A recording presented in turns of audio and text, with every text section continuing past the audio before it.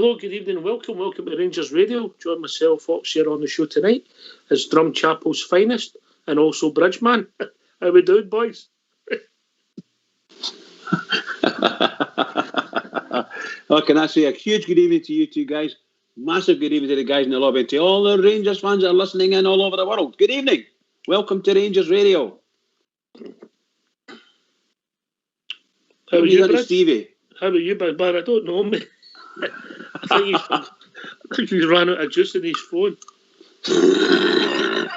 Just for that thing, wouldn't it? I'm fine, thank you, Oxshare. And yourself, I hope you're doing well. I'm good, he's joined us now. How we doing, big man? I'm brand new. Aye. You hear me? Aye, we can hear you talk. That's all right, aye. No, brand new. Hi, Ox, brand new. A wee bit down about the game there Sunday. Oh, get over it. You're back on the solids. Come on. I know. No, I'm flying, isn't me? See when you look at it, stand back, look at it by a distance. Well, a really good place. No, happy days, isn't it? Happy days. Turn that frown upside down. Tell him, Bridgeman. Turn that frown upside down and smile, boy. Smile, smile, smile. Don't bring me problems, bring me solutions. That's right. That's the truth. Are you good, Bridge? I'm great, pal, thanks. Great. Yeah, were you looking Very into happy. getting a set of that headset today for the old virtual telly? Oh, I'll tell you what, that's quite incredible. I'm trying out all my, all my earphones and so on and so forth to make sure they're all working. And I got into my brand new iPad, and I get the old, what do you call them? I can't remember, Bluetooth stuff. I'm getting all them out, and it's all working. And I get the old one of my headsets. I take it off and disconnect it, and then I try to connect it. It won't work. It won't work. And I'm ready to throw the bloody things away. I was that angry. But I says, wait, I'm going to speak to that Gary and get him to send me up a brochure for this. What do you call them? I nearly said remote controls. I can see you and Mrs. Bridge climbing Everest together. What do you think, Stevie? I'll tell you. I think Gary might be flinging him and Mrs. Bridge in the ring. I tell you what, there's only one winner there. All times. 52 years we've been together. 52 years we've been together. And I've never won yet. Ever. No. And you'll know. Bad news for you, Bridge. You might get the odd round, but you'll not win the fight. No, I know that Barrowland's got a lot to answer for. I'll tell you, a lot to answer for. How are you, Stevie? All right? Oh, brand new, Ox, brand new. Delighted with everything that's going on. Brilliant, by the way. What a call last night for the boy. I think he was for where was it, Dorai, in the caravan with the two cans. Stuart, I think it was. Just incredible. Oh, brilliant. Two cans of export. And it was good to hear my big pal Tabe, the global ambassador, Big Al. I like Big Al when he comes on. He gets straight into it, man. Some man, Big Al. I'll need to get early and see him. When you met in, what would that have been? I was going to say, it was this George Square when he was there and he bumped into you. Oh, couldn't believe it. There's this big guy shouting. He's a big bloke. He's shouting, where's Big Stevie for the drum? I was like, oh my God, what did I do last Saturday night? What a sight to him. And then the next minute, I'm Big Al, the global ambassador. That I heard, give him a big cuddle. It was bad. Good big blue nose. Brilliant. I like Big Al a lot. Good big guy. By the way, see, talking about the technology, Ox. By the way, I'm still using carrier pigeon. I'm totally left in the dark with this internet. Now, I had a good wee chuckle about it all last night. Jimmy was getting wound up about it, and then, my God, that's a great idea. Oh, let's get it going. I've got the app in the sky. It was quite funny, you know. The thing about the carrier pigeons, some do and some don't. My favourite karaoke songs I do run. You've been coming on for a while now, mate. You know, and listen, I don't want to give your age away, but let's say you've been watching Rangers for approximately a couple of decades. Would that be fair? That'd be fair, aye. Aye, that'd be fair, wouldn't it? And how did you get involved? Was it a family or just with your mates, or is it a Rangers always been in your family, mate? Aye. Oh, my dad, definitely. My dad and my granda. Oof. Right. Aye. Oh, Angus, aye. My dad, Charlie. Now, the two of them, right out of Ibrox. See, my dad used to go to school earlier. That was my dad was a governor before he moved up to Drumchat when it first got built, as a young guy. So that was my dad's school earlier. He reminds running out of that school and going to see Rangers on a Wednesday, and stuff like that. And, aye, crazy stuff. But anyway, aye, my dad, family ties took me to Ibrox, by the way. And look, we keep going at it. Some people are saying it. See, when we do 55 this year, I'll be thinking about my old boy up there in heaven. Like most days will be, we've all got somebody that will look towards the skies and say, that's for you, by the way. The bears in heaven. We're absolute friends and family. Like as all, you'd have started going, what age, what can you remember? What was your first memories of going to the game? I think my first game, believe it or not, was a one each draw with Hibs at Ibrox, and I believe it was John McClelland that scored it. All right, so we're in the early 80s then. We're in the early 80s, yeah. Aye. Obviously well before my time, but... Bridgeman get torn into him. So you've started going with your that team that was a transition period, would you say? But you wouldn't remember now. But when you look back, John Gregg would have been the manager. John Wallace would have come in, and the team was evolving. We were winning the odd cup, but we weren't having great success then, mate. No, we were not. I remember my first cup final. Right. 3-2, Mr. McCoy's hat trick. Always remember the 1984. Penalty. Always remember the penalty. Bonner saved it. I know the Terriers jumped up in the air and then he just knocked it in, and all by the way. Somebody says we're getting past the bull last gun book. Oh dear, I was getting flung all over the place. It was mental up there in that Rangers then. Quite frightening as a young boy, but loved every minute of it. That was my first cup final, so it was okay. And then who was your favourite players of that era when you're collecting football cards and the Panini stickers? I bet you wish you kept the books now, eh? Worth a ox, I tell you, everybody knows I collect Rangers memorabilia and stuff like that. By the way, I wished I did. I wished I kept all the cards. I remember you used to get a packet of cardboard cards and you used to get chewing inside it. Mind the pink chewing. And you throw them. You gamble against your mates who could throw them at furthest. Do you remember? Aye, that's right. You're totally right. By the way, know who my hero was, but know who I quite, I liked. Big beastie, big Colin McAdam. Aye. Right, okay. I got to know Colin when he'd finished with the Rangers. I coached his kid came for a team that I coached for a while, and what a lovely guy. His ma stayed in just down at York or Scotstown area. I got to know her as well. Lovely woman, and Colin was a gentleman, mate. Colin was a gentleman. Real nice guy, a genuine guy. His boy wasn't as good a football player as he was, but he never get involved, just helped out, and a real good guy. He was helpful. Aye. We all went, at that time, Mox, at that time it was the old St Andrews bus for the drum. Right, okay. It was Big Arnold Cormack, the man he was for tickets, by the way. I remember one of the times we were going up to Aberdeen. I think, I'm not too sure if it was the time we won the league, the old beach end, the old wooden benches. And somebody put a bed, a double-decker, and somebody put the plaque up. Oof. By the way, Big Arnold went nuts. He went, get that plaque down off the back bus one day. They'll say that's a Drumchat bus and want to know how we can get a double-decker full of tickets. You're mad, man. Well, I didn't use it was a great the tickets, I mean, there was always, we always had a big away support, even when we weren't doing well, but when Souness came in 86, mate, you'd have still been young then, so things have took off, and tickets were like gold dust for everywhere. Yep. And you were having to go to Ibrox, and there was no continuous credit. People were queuing. You felt as if all you were doing was going and queuing up for tickets. Well, I'll tell you a classic story, and by the way, there'll be tons of bears listening tonight can relate to this if they took today with running buses and gone in mad ticket race. we used to have to go way up to Dundee and store in the queue to ticket overs in Dundee, and Big Arnold warned us on the motors, nobody talk. I says, what do you know what to talk for? He says, because they'll know he's a fake Glasgow right away, he'll get flung out, he's only getting any tickets.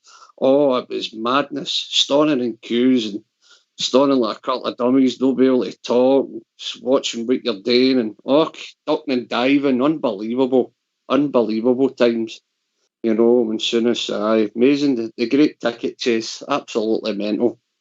There's a lot of similarities. Obviously, Stevie G never won his title in his first season. Soonest won it, didn't win it in his second, but Graham won it in his third, and then we went on a run. So I'm hoping that symmetry carries on, because there is a lot of similarities for what they've done. Obviously, you can't compare because of we were buying the equivalent of maybe, not that I'm a fan, but we were buying like Harry Maguire and Harry Kane, you know. That's the kind of players we were going for, you know. Aye. Look, he turned Scottish football upside down, man. It was amazing the players he was bringing. And I believe Colin West was his first signing soonest, but correct, aye. Unbelievable the signings he made, and Terry Butcher, Chris Woods, man. You were in heaven. You were an absolute wow, man. And we were on heaven, man. I'll never forget the beach end. And one of my favourite grounds was Tynecastle, the old Tynecastle. See, squeezing into that one exit and that terrace. And you always brilliant. I loved going to Tynecastle, so I did. Brilliant. Some great days out and great memories. So you moved into the soonest time, so we're getting success, and you're still young. So who was your favourite players in that sort of team then? Because the team evolved quickly. Super Sally, wasn't it? Super Sally. Okay, you're a fan of Ali, were you? Oh, aye. Every young boy wanted to be Ali McCoy's part in the bonnet pocket, didn't they? You know, you played street football close to close. You were always McCoy, shoots, go. You always thought you were Super Ali, didn't you? So, aye, brilliant. Ali McCoy, 100%. Right, okay. So you're enjoying that. You're starting to grow up. Yeah, you'd be starting to work. Getting to the games becomes harder sometimes because you've got to work. So when you're romancing, the Rangers still a big part of your life, big man. Oh, 100%. Aye, as my dad always says, one thing that would never change in your life is the colour of the two things. Colour of your eyes and your team. And he's totally right. Birds change, horses change, jobs change. But your team does, then the colour of your eyes don't. And, Birds were the Rangers, man. I was just gone with the bells, you know. You were itching on a Saturday to get the game. You just couldn't wait. You're at school all week, you couldn't wait to get to see the Rangers. Birds were way about. You seen your bird this Saturday night then, that was it. And I always met mine inside the picture, so I didn't need to pay a run. You know what I mean? Bridgeman teach you that one. Aye. I learnt that off the bridge, actually.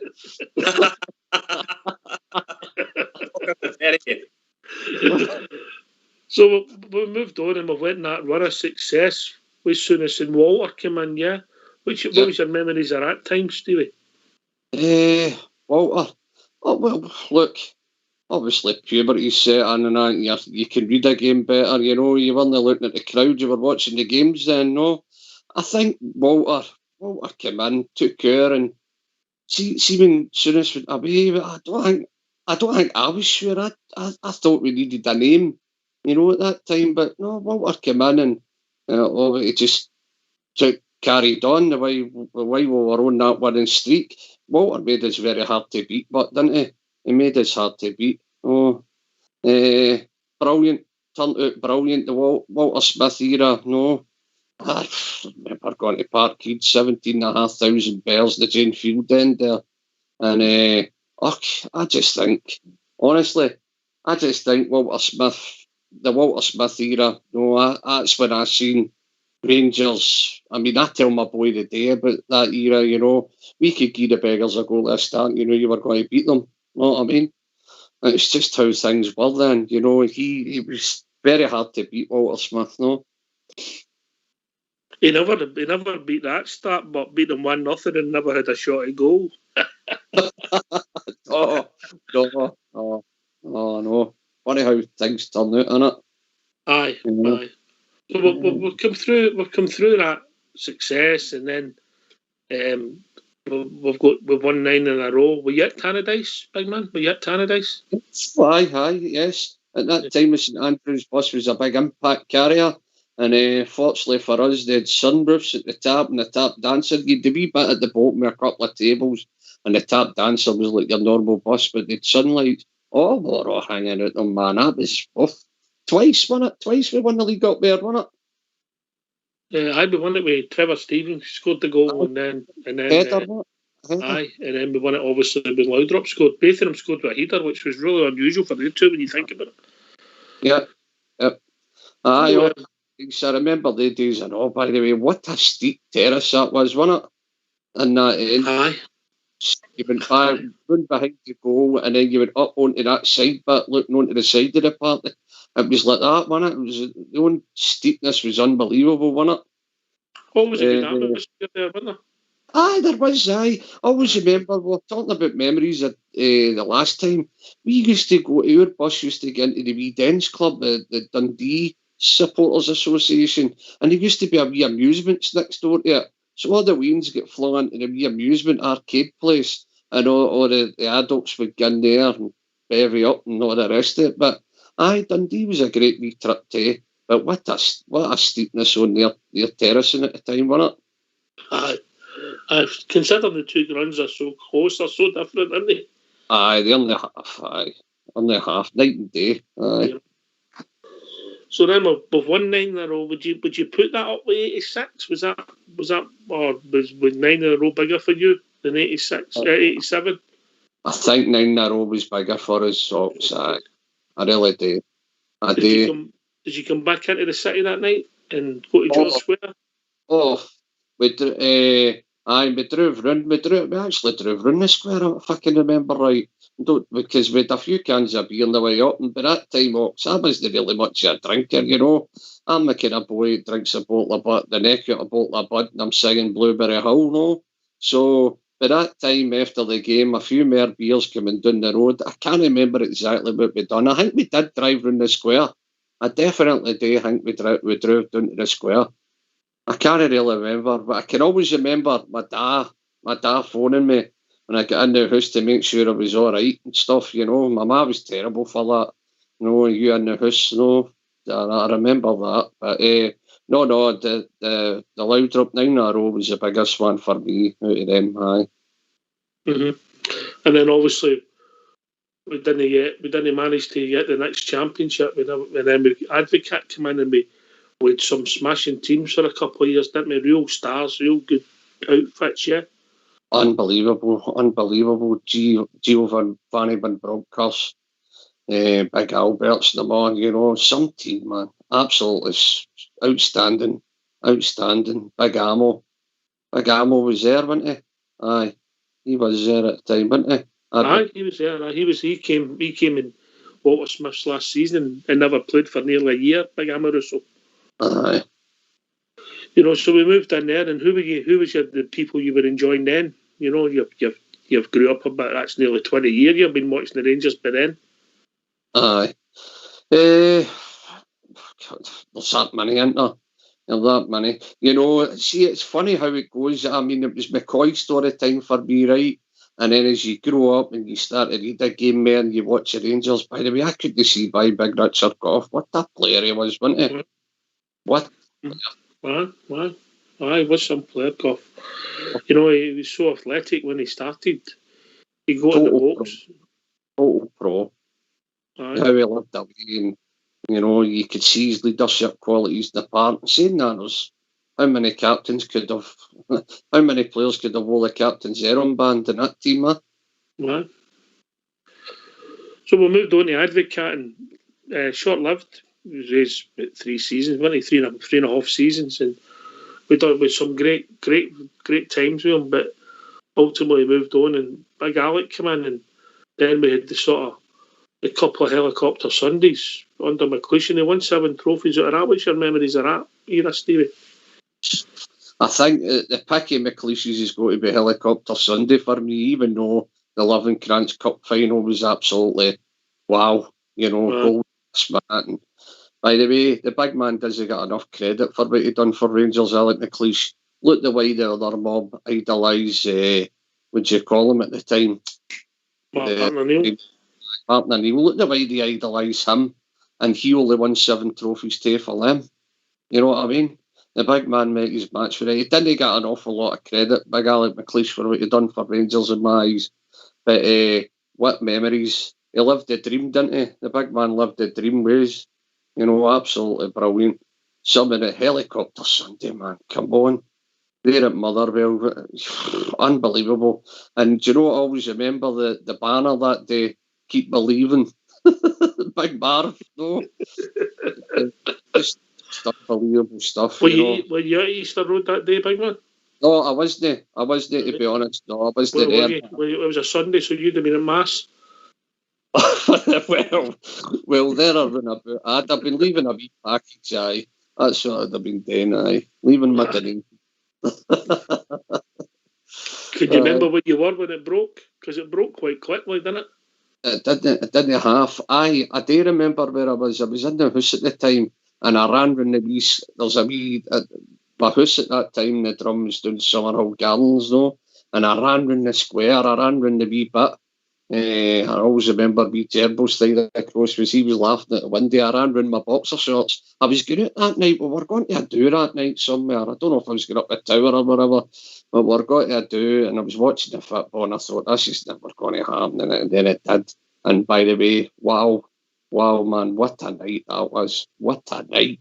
There was grannies doing the conga. There was the drum was bouncing that night like every other district. No, absolutely amazing stuff. And again, I watched these scenes at Easter Road, and there's a couple of old guys storming, and the tears. Honest to God, man, honestly.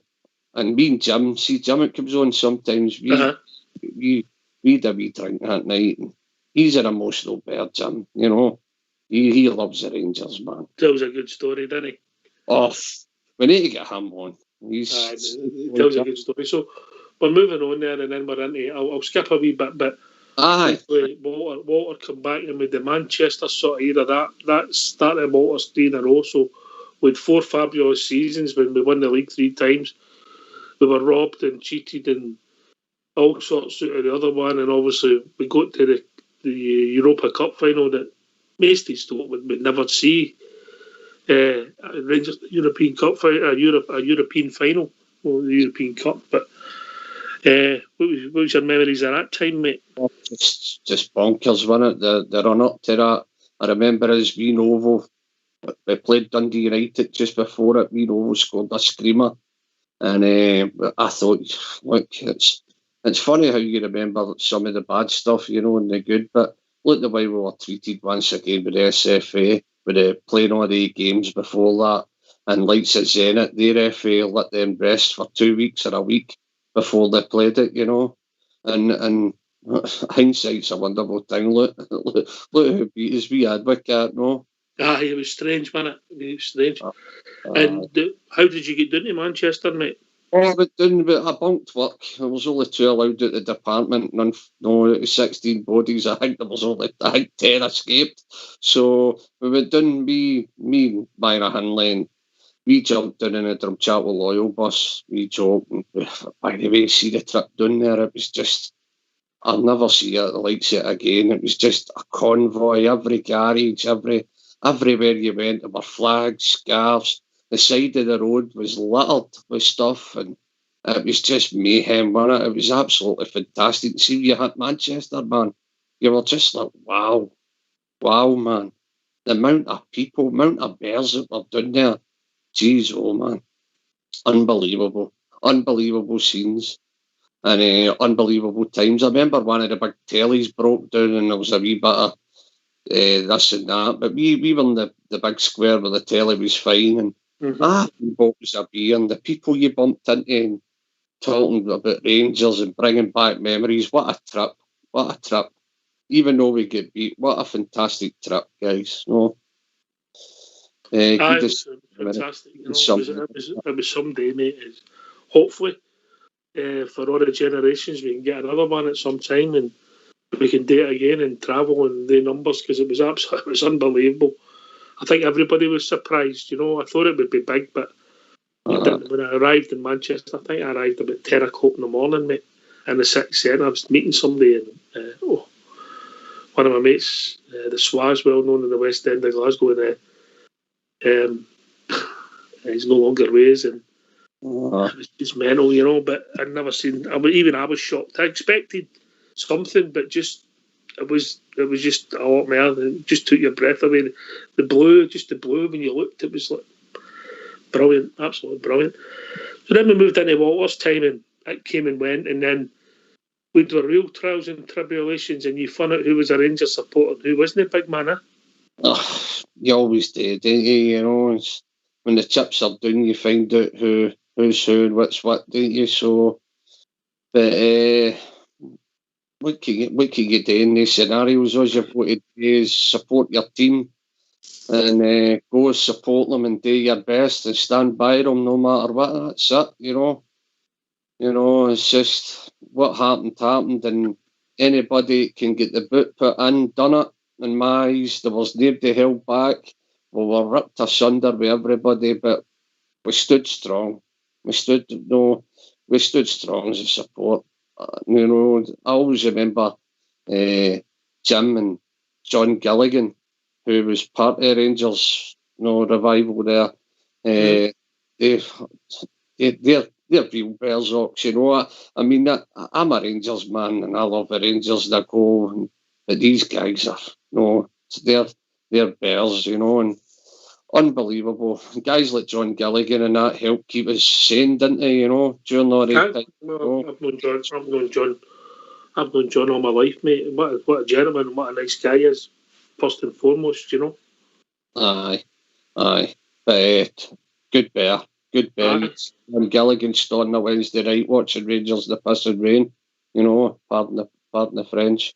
But what a bear! What good guys, good bears, and many guys like them stood by and supported the club for the bottom of Scottish football all the way up to the top.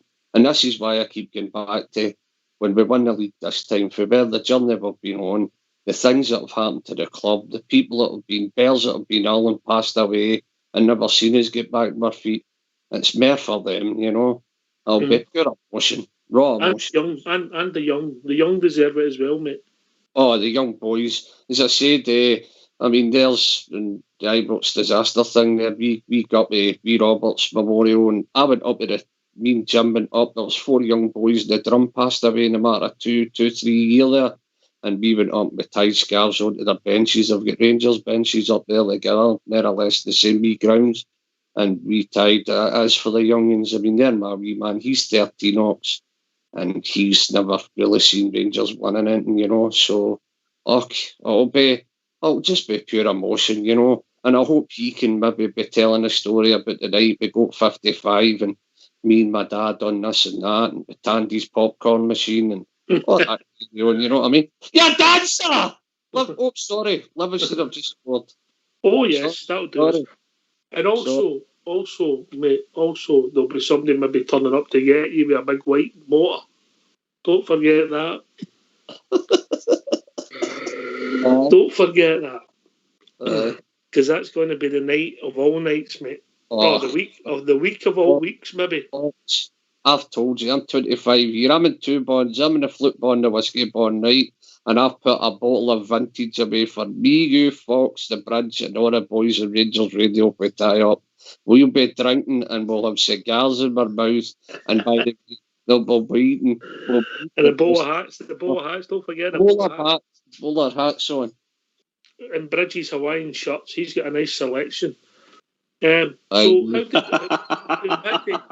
back to us in the show, mate? How did you discover Rangers Radio, mate? What brought this journey about? Because we've all got a story to tell. Aye. Oh, can I be totally honest? It was just a case of I was going through Facebook one night and I stumbled by it and I went, what's this here? I liked the badge. It was actually the badge that drew me. I mean, that's a fantastic badge. And I went on to Rangers Radio online, I pressed it, and that was that. Sorry, Livingston. Sorry, I shouldn't be doing this, but I'm watching this game, and Livingston nearly scored again, and my boys ran in. But aye, no, it was the bad jokes, and once I clicked on it and I got listening, I was totally and utterly hooked. And I was hooked for the simple reason as it was said the other night with a boy in the caravan. And it's like guys in the pub. I could relate to everything you were saying. The way you were talking about the way you, Bridge and Fox, were talking about the Rangers and everything you were saying. And what I did like was there was a serious side to it all, but I liked the humour side. I thought the crack was great, and the wee station for me that was years ago. And I must admit, I've reported for about 10 different countries for you. I've been in Turkey, America, Greece. I can't remember where else, but I've been in the middle of, what do you call it? Was it an earthquake in Greece? I recorded I gave you a phone for that one night. I'm just totally hooked. I think it's a great platform, Ox. I think everybody comes on is very sensible and they all show respect, and we all get our opinion across. When the Bears aren't doing right, people come on and say it how it is. Sometimes we've got to, in my books, sometimes we've got to take a wee step back and think sometimes about where we've came from and what we've done. But, you know, I just think the show's an absolute great platform for all the Bears. And I think, see Four and Snide doesn't do nothing for a Rangers fan.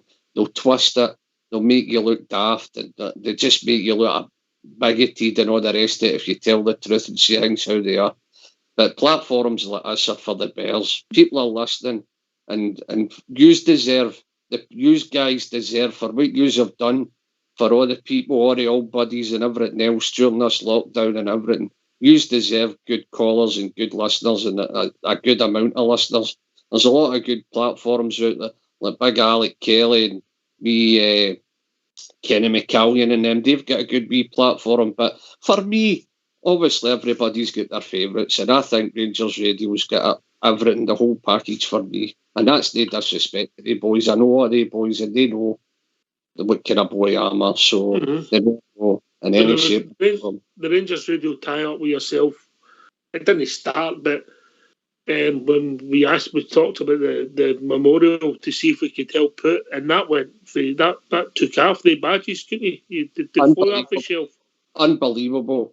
I had people from all Scotland texting me through the radio station, meet me at Copeland House, they'll take some badges, and I had 300 badges, and I think I went one night with a bag of badges, and thanks to Rangers Radio, and I keep saying it, because see, doing that for me, Robert, nobody gives us any money to do that, and, you know, hiring bands, halls, food, you name it, it's a lot of money every year.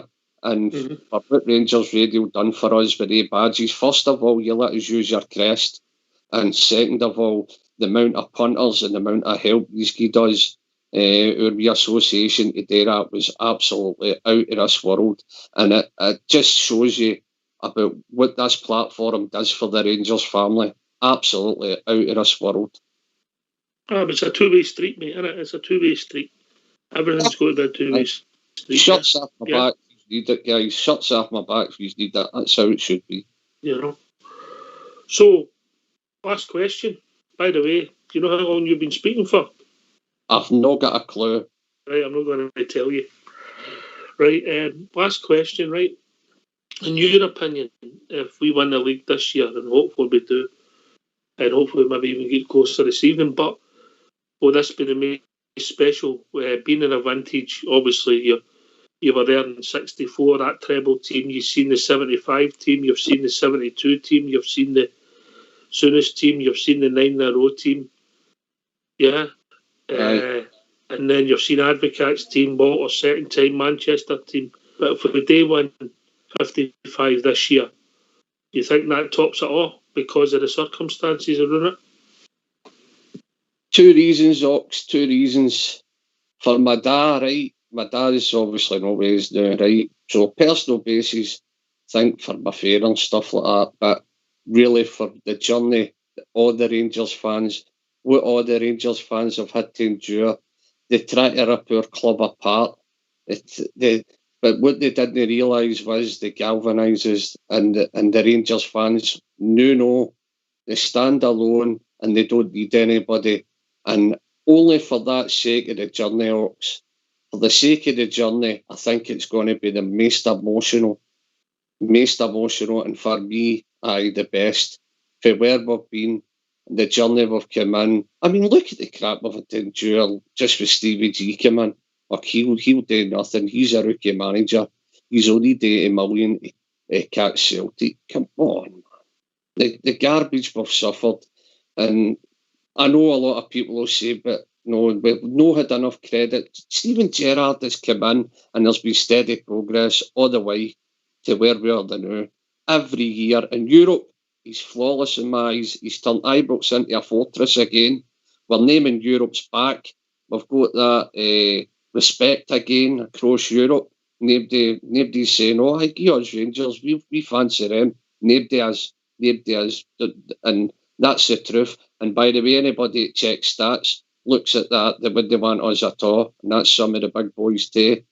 But for me, Ox, 110%, domestically, once they gets one trophy, as Mr. Souness and Smith says to him on that platform, once you get one, they'll probably all just fit in after that, once they get the taste for it. And by the way, I hope, see when we do, I hope Mr. Gerrard wins them up. I really do. And who knows, guys? Just who knows? Are we running Europe into the last 16 after this? If we get by this wee hurdle, who knows what could happen? Yeah, bouncing the ball, a bit of luck. You never know. You never know. Listen, Big Stevie, thanks for that. This has been your Rangers life. Briefly, it was quite enjoyable. Bridgeman. I'm going to say, but well done, big man. Well done indeed. And you're giving us your history about how you get involved with Rangers and other notorious organisations. I thought that was excellent, by the way. Well done. Thoroughly enjoyed it. You know, that's what you get when you don't do your homework. Why? Yeah. You're a bad man. Oh, he's a shocker, by the way. A shocker.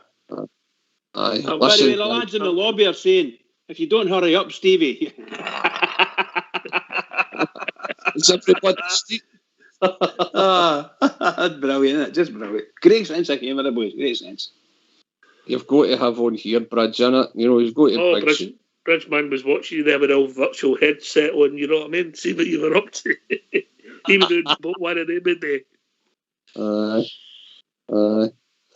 Oh, but listen, can I just say something else? You're talking about my journey on Rangers Radio. Aye. The two cans for me of lately was the boy last night in the caravan with the 2 cans of heavy.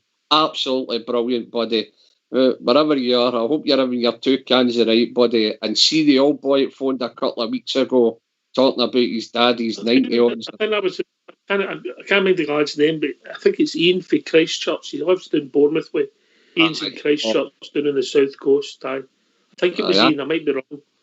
I could relate. To him. So could I, for obvious reasons. No. Aye, unbelievable. Had a big lump in my throat, but that's what it's all about. Listen, we'll get emotional on here, and we'll have some good laughs, and there'll be times, as Mr. Struth says, and we're times of disappointment. No, but there will be times where we're all down in the dumps, but we've just got to remember we're the Rangers. Win, lose or draw, we're a family, and platforms like this make it all the easier for us Bears. So you don't take a lot of credit yourselves, by the way. You don't, you Fox and Old School and Bridge and all the pundits, JFK, Southside, Young GB and all that. You don't take a lot of credit yourselves, by the way. You do a great job. You absolutely do. But a team, and it's a hobby, and we wouldn't do it unless we enjoy it. Obviously, most days I've met up at some point, and that's been a pleasure as well, you know, when you meet the guys, and when you meet up with Bridge and he gives you back some of the money he owes you, you know.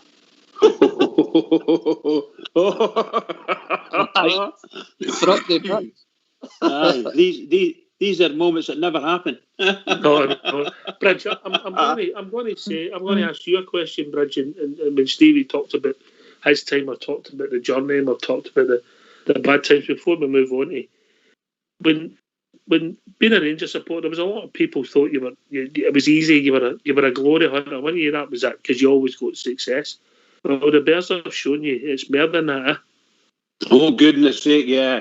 And okay, there was obviously there has been times when we have got success in it, and we made it with such good players. We made it look kind of easy. But my goodness, we know how hard the times have been from the disaster, the Ibis disaster onwards. We've had some quite torrid seasons, and we've managed to go over. And then we had the great Souness era, and then things started to pick up for us, and then we fell away again. And we just had that terrible era just passed. So anybody that says the Rangers have had it easy all the time, they're slightly mistaken, I would say. Forgive me, but that's what I would say. They're slightly mistaken. But anything we've got, in my opinion, certainly for the last decade on, anything we've got, we've won it. And we win it fairly. We don't mess about in the park. We don't kill anybody in the park. And we don't try to kill clubs off. That's not our style. Well, I just there was an article broke today, Stevie, when you think back that was it 2 seasons ago, and Kilmarnock were saying bye-bye Rangers. I think we finished up in the league or something, but we were in Europe. So yep. Stevie G's, I think his first season, and that guy was leaving to become the manager of where he went to Scotland. Yeah. And I see they're looking for £1 million off the government to help them out. And they've knocked the Bears back for 2 seasons for away tickets. Oh, some of these clubs haven't got a red neck, and they really haven't. Some of them haven't got a red neck. Clubs like Kilmarnock, that wee Stevie Clark, his comments about Rangers and everything else, unbelievable.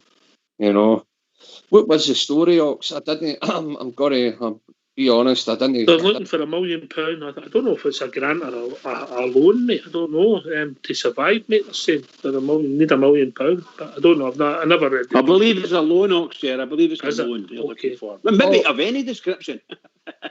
Just think back. Why don't you get them at good rates, Bridgeman? You could get them and get. No way. Get them at I've good told rates. You before. Not one brown copper coin would I give any club in Scotland. Not one. Sorry, guys, that's the way I feel. I'm just going to say there, clubs like Kilmarnock, they remember they took the stand after Rangers fans and put banners up, and they've got the cheek now to turn around and ask for £1 million. Hibs, Hearts, all the teams have done it to Rangers, give us a full end, then half an end, and then quarter an end. But like Kilmarnock, they used to give the 2 ends, and then they took the end off us, and they couldn't even fill the stadium or nothing, just for...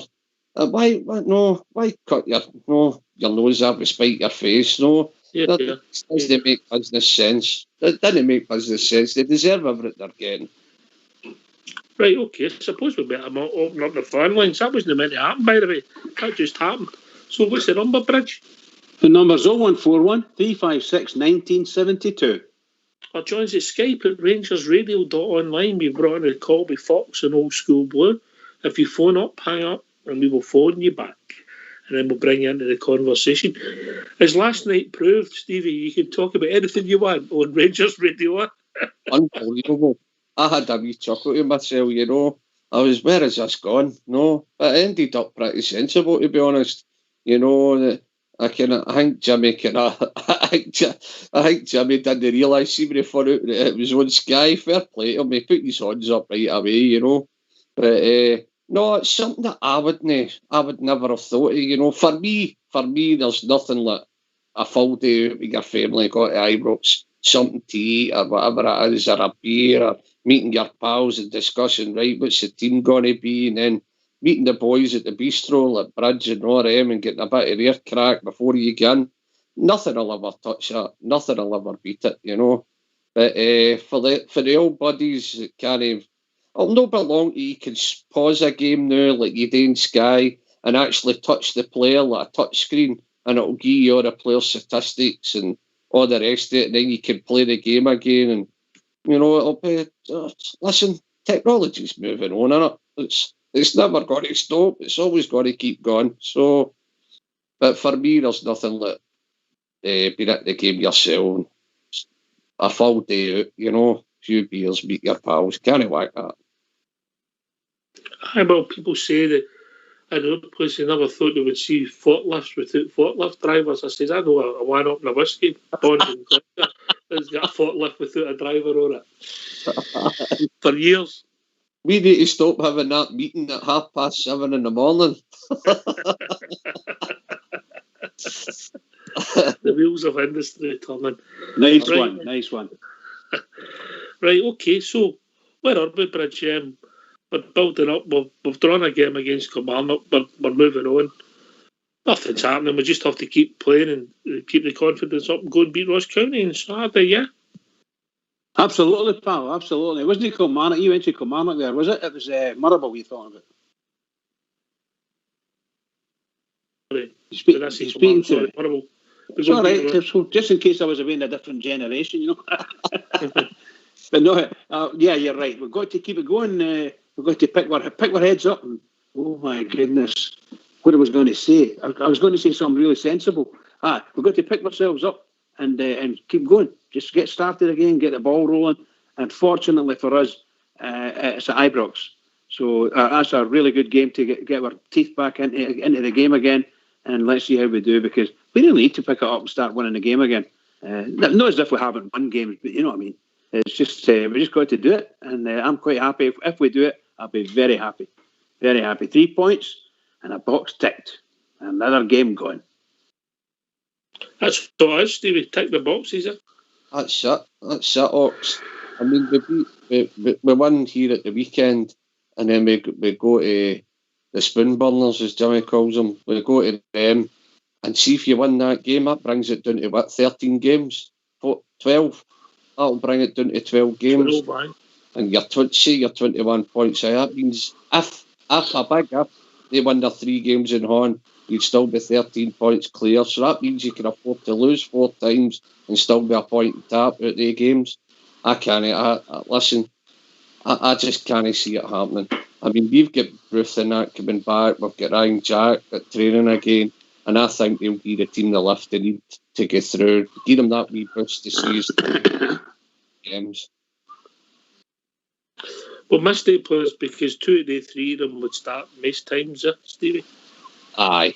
I think we were at one point there, Oxford were doing a bit of rotating, weren't we? You know, Davis would be out and Jack would be in, and they were getting a wee rest.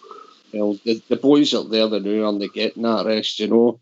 Kamara would have been trapped if we were playing in Europe the Saturday before or stuff like that.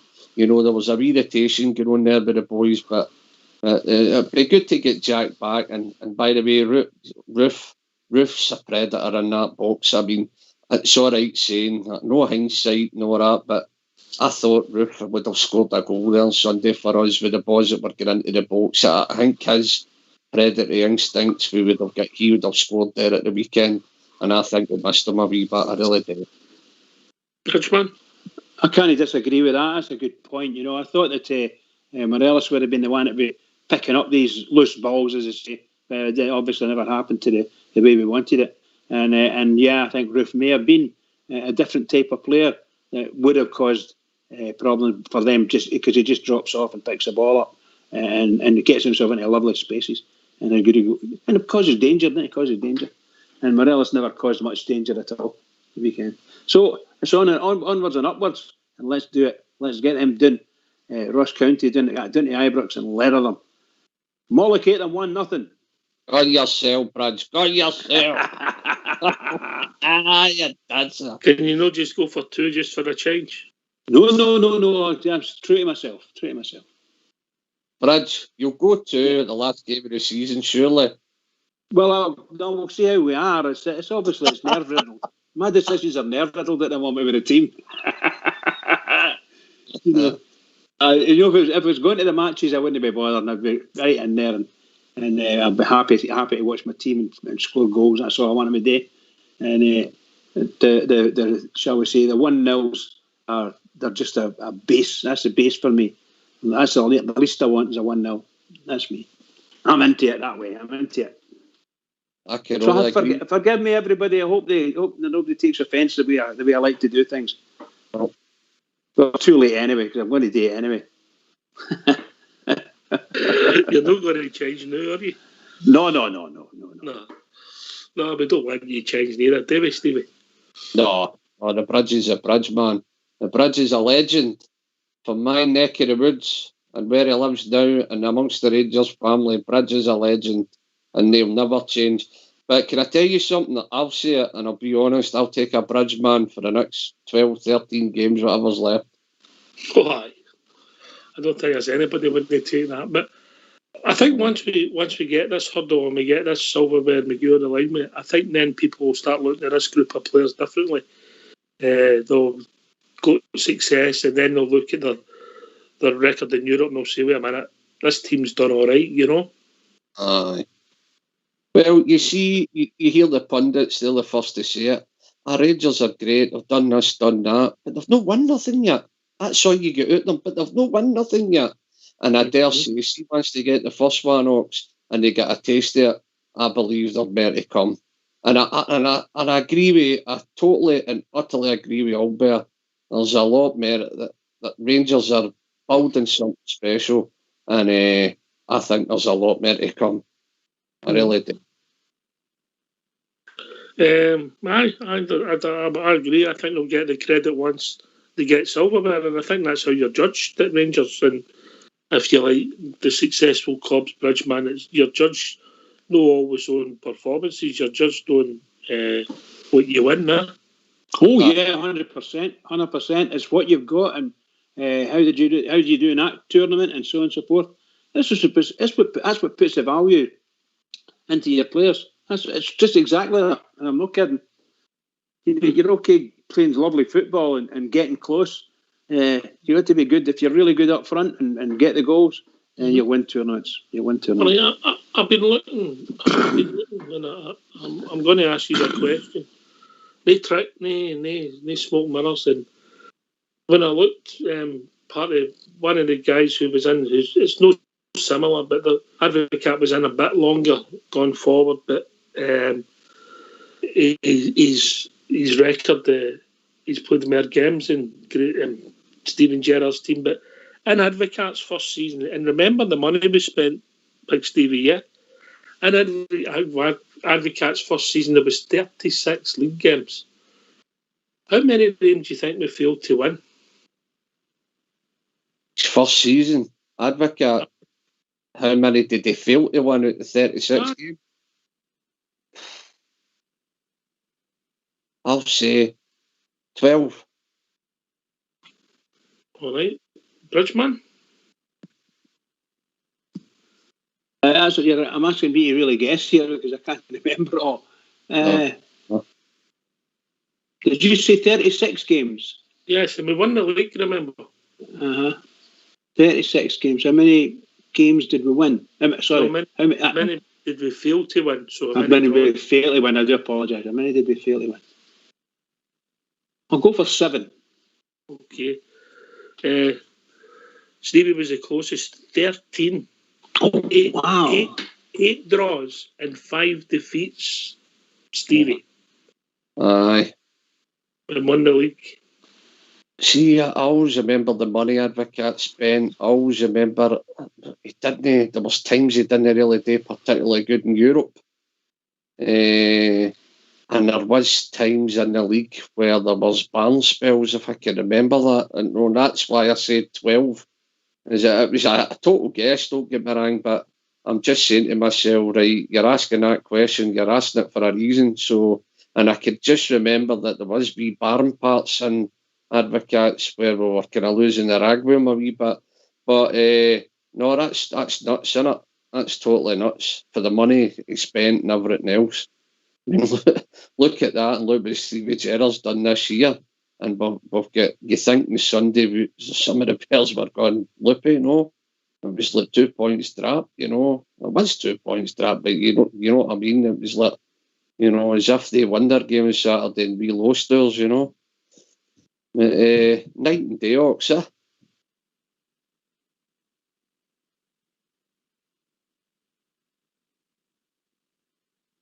In a Bridge. Stevie, they get some amount of press and TV coverage. That mob, it's just unbelievable. Every day, every single day, they're on the TV and in the news. whether it's good or bad, they're on it, you know. And I don't read the papers, but I put money on it. They're on every page in the paper, and the sports pages. That is unbelievable stuff, just unbelievable. They're covered every way. What about them, mate? Can I ask a question? Yes. What's did Cat spend? Oh, I need to check that out, mate. I need to check that out. All right. I mean, when he came in, who was his big signings? When he came in the first year, he signed Kanchelskis for about 5 million. Van Bronckhorst came in for a few million. Newman came in. I think Rod Wallace was a free. Theo. Who's that? Van Bronckhorst, did you mention that? Van Bronckhorst, aye. So you're talking, the whole team get ripped up, didn't it? Then during that first season, I think he might have signed McCann, or was that the second season? No, first season he signed McCann for Hearts. He was building a team. Who did they have at the back? He brought in Big Henry, didn't he? Colin Henry came in, captain of Scotland, about I think $4.5 million at the time. I don't think Advocat wanted him, but the club wanted that Scottish connection, so he was spending big, mate. Spending big. You know, so Stevie G, I know that was his first season. It was stable on to Stevie G's third, but I don't think he's got the credit he deserves, mate. Do you? No, definitely no. I mean, Stevie G's carefully handpicked a team, put a team together there, and let's be honest, they did say. I mean, some of the interviews by the big Connor Golson and guys like that told you it's been a couple of years that Stevie G's been putting this plan into motion, and it's finally paying off. You know, you could see some of the stuff at the start of the season, how they've been training, and some of his buys and some of his finds have been absolutely amazing. And what a squad he's built compared to our squad for the year before to that, the squad now, and what assets we've got, it's night and day. And he doesn't get enough plaudits for what he's done. He's got a vision of the game, Ox. The boy's a born winner. He sees things how it is, and he says it that way. He's got my total respect. He's very honest, and he's everything a Rangers manager. He's got everything about him that you would want in a Rangers manager. And I think he learned for his wee gone mental at Parkhead when we beat them 2-1 last year. I think he learned, right, I'll not be making that mistake again. I'll be keeping my powder dry, my head down. And I think he's the kind of boy, when he makes a mistake or he sees something, he learns for it. And we've seen that off him a few times with a few different things. And he doesn't get enough praise. Definitely no. He's even done some of the teams in Europe. We're going to go to a tune, Bridgeman, but if people want to join us after the tune, what's the number? The number's 0141 356 1972. Please come in and join us. Join us at Skype at RangersRadio.online. We brought on the call with Fox and Old School Board. Phone in, hang up, we will phone you back. Get yourself a mute, used to. We're going to have a tune.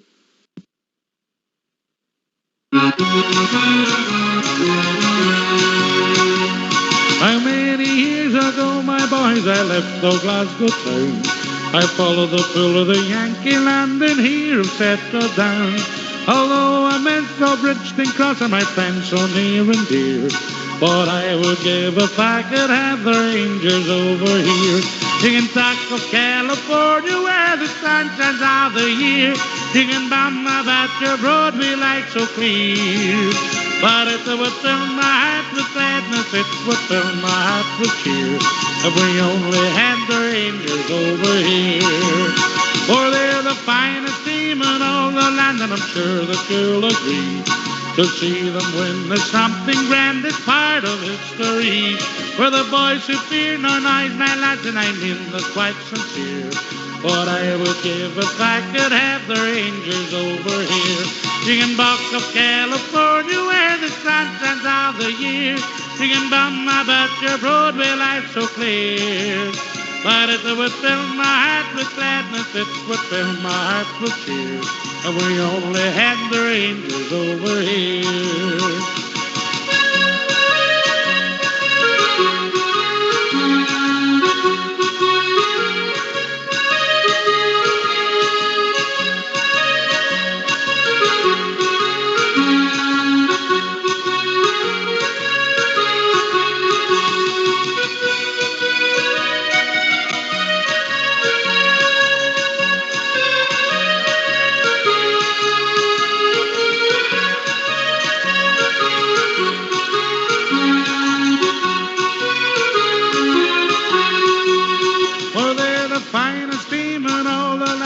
sure that you'll agree.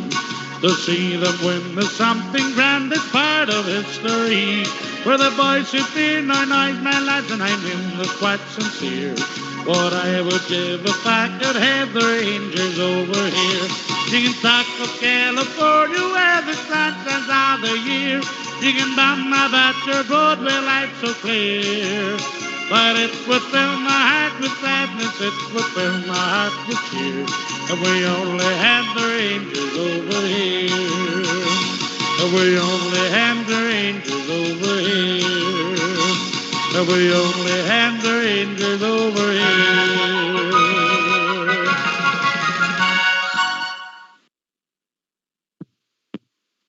Yeah, you enjoy that one, bitch?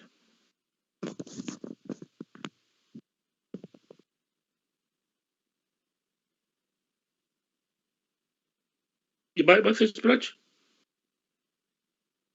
The Bridge man's on mute, I think. Ox. Aye, he's on mute. You're absolutely right. I was stuck on mute there. Sorry, guys. I was still singing. We only had the Rangers over here. Brilliant. Got yourself, Bridge. Come and join us 0141 356 1972 or join us at Skype at RangersRadio.online. We brought in a call with Fox or Old School Blue. Phone up, hang up, we will phone you back.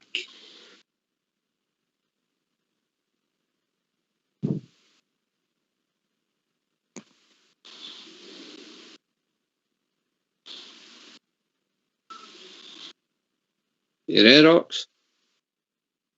That surprised me, that start. Earlier on there, I picked up that Dick Advocaat over a third of these games in his first season, he never won. We've had 3 draws, and it's a crisis. Aye. Yeah. So, by the way, Stevie, have you heard anything more about the COVID crisis in Scottish football?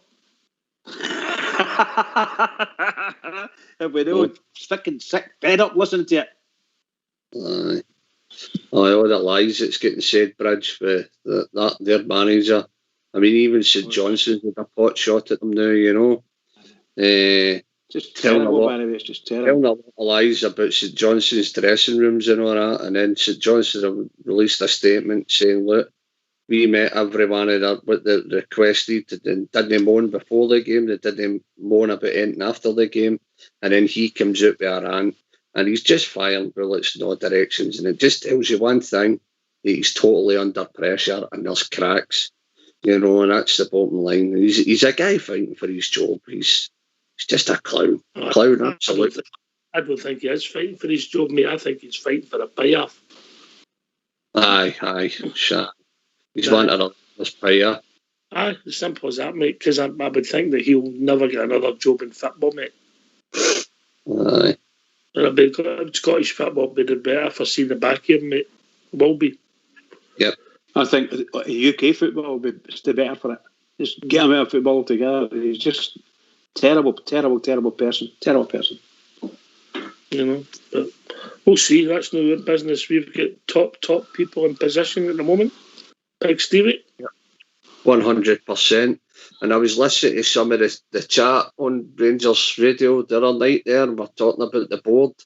My God, what a job the boys have done, haven't they?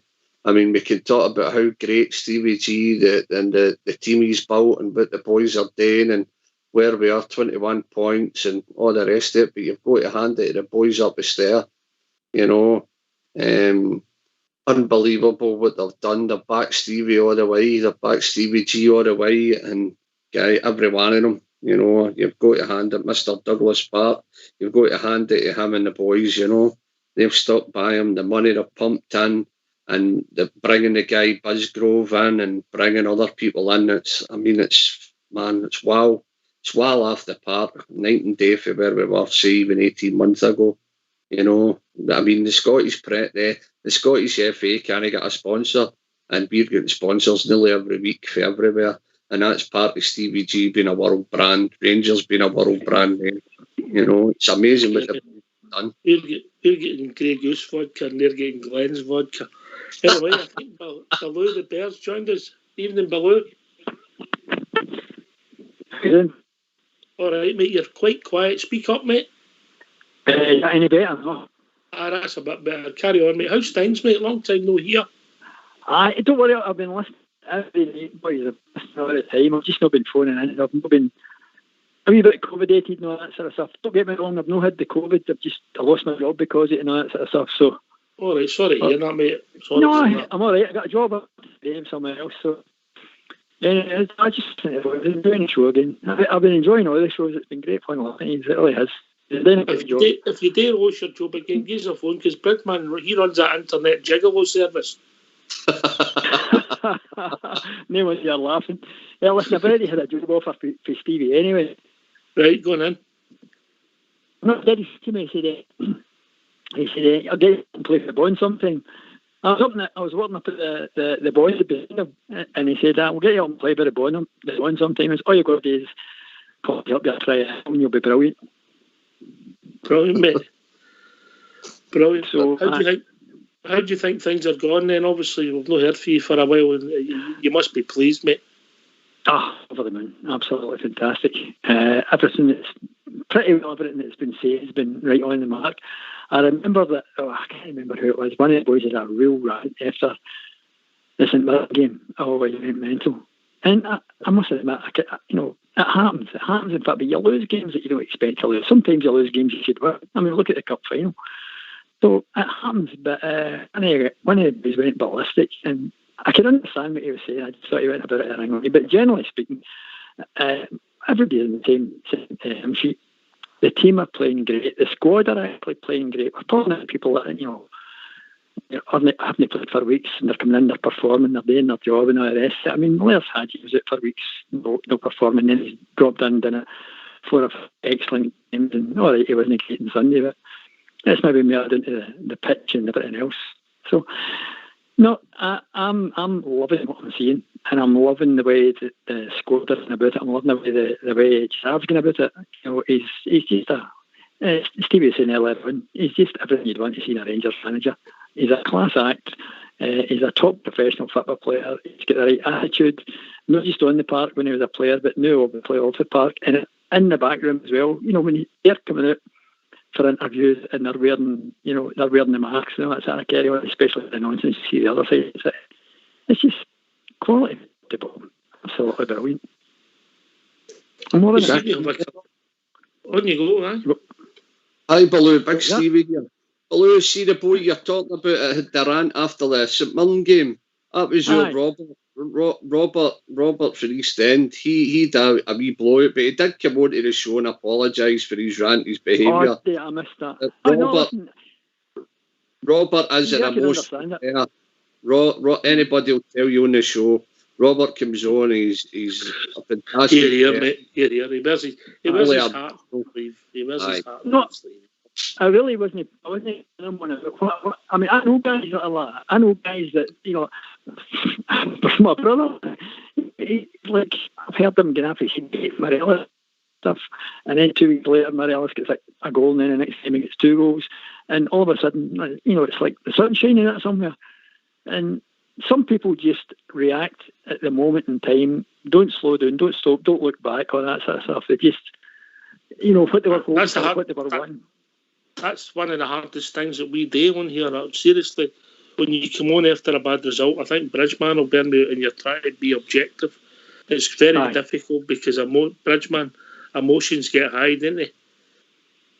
Oh, very high. The Rangers have all, in my experience, and I'm no young like you, but I'm quite elderly now. But always Rangers fans very, very passionate. And you say, sorry? Oh, sorry, but Johnny, go. Go on, no, carry on, Baloo. Come on.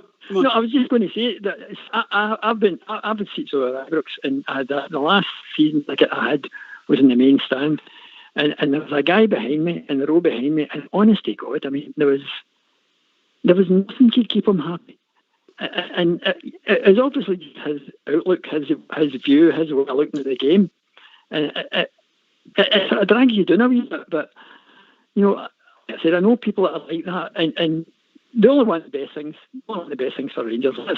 We've all got that in common, and that's exactly what he was like. He just didn't express it very well as far as I was concerned. I think But Baloo, I think that's when you see the odd bouts of shall we say, inter-fan fighting, because somebody behind you, or somebody behind somebody is mouthing off or having his opinion, and somebody else somewhere doing a wee bit doesn't agree with that, and all of a sudden it's an outroar. It definitely happens. In fact, I think I told the story one night on here before that I sat at Ibrox and same seat as I was talking about there now, and the guy behind me, he obviously he took a dislike to Lovencrans at this point in time, and Lovencrans either, I can't remember whether he let it run out or whether he passed it out, throw in right at the tunnel, and this guy goes like, Jesus, we've all been doing it to 10 men, this is a clown and all the rest of it. And I looked up at the clock to see how long was left in the game, and how long do you think was left in the game? 1 minute or something. 89 minutes. 89 minutes. It was the first minute of the game, and I was like, "Come on!" Oh my god! That's a bit. What am I going to have? Oh, it was crazy, man. What? Did you see you sit in the main stand? Main stand, I wondered if it was Foxy sitting behind you or something like that. You know, this guy that's causing trouble. It wasn't Fox. Fox is only joking, Foxy. Only joking. No, that guy was. I don't know. One day I did turn around and say, "You're not going to get the city. You get out of the other side of the city. You belong in Parkhead." The Coatland-Dreer is every bit as bad as it was when it was just an ordinary terracing, you know. Oh, God. Goodness sake, you guys want to fight all over the place. And I remember 7 of them getting put out, you know, by the stewards, getting them put out, and they're walking down the stairs, and 4 of them turned round to the guys that they were arguing with and going like, we're cutting this road, you know, going to leave it alone. It's probably gangs at the time, wasn't it? Those days when I was a wee bit younger then, when it was very territorial. It didn't matter where you went. It didn't matter where you went in Glasgow. It was very territorial. You had to have your wits about you, no matter even walking along the road. You know, there were some terrible scenes. Terrible scenes. I'm for Clydebank, and it like that in there as well. That's exactly what it was like in the 60s and 70s. That's when I grew up. Exactly. That's all it was. It was just territorial. You know, you got massive gangs. The whole place was full of gangs. You know, if you weren't in a gang and you're no safe, you know, that kind of thing. You know. And it was the gangs that got you unsafe in the first place. Is that not one of our songs, isn't it? The Brigton Berry Boys. That's it, buddy. That's it. You know. Well, you heard your Billies and Sallys. Love it. Great to hear from you, Billy, and great to hear that everything's all right. You know. Aye, very good. I'm not anymore, but I'll tell you, a wee cat. I've had him for about 13 years and died on Saturday. So it's like, and I'm on my toes anyway. So I've been listening to this every single night, and I've always wanted to phone in, but the night it seemed a bit quiet. And you asked about 5 times. I'm going to phone, man. You just phone in here and lift your spirits, pal. Lift your spirits. Big Steve, you'll get into trouble for things. Don't worry. Bridge, I tune in every night to hope I can hear you singing. Oh, God bless you. God bless you, son. A lot of people do that actually, just to thank God they're not that bad. You know what I mean? Aye. James from Tennessee's a good singer. Oh yeah. I've not had the pleasure of hearing him. I reckon you could take him and Rangers Radio's Got Talent, Bridge, man. I've got to be honest.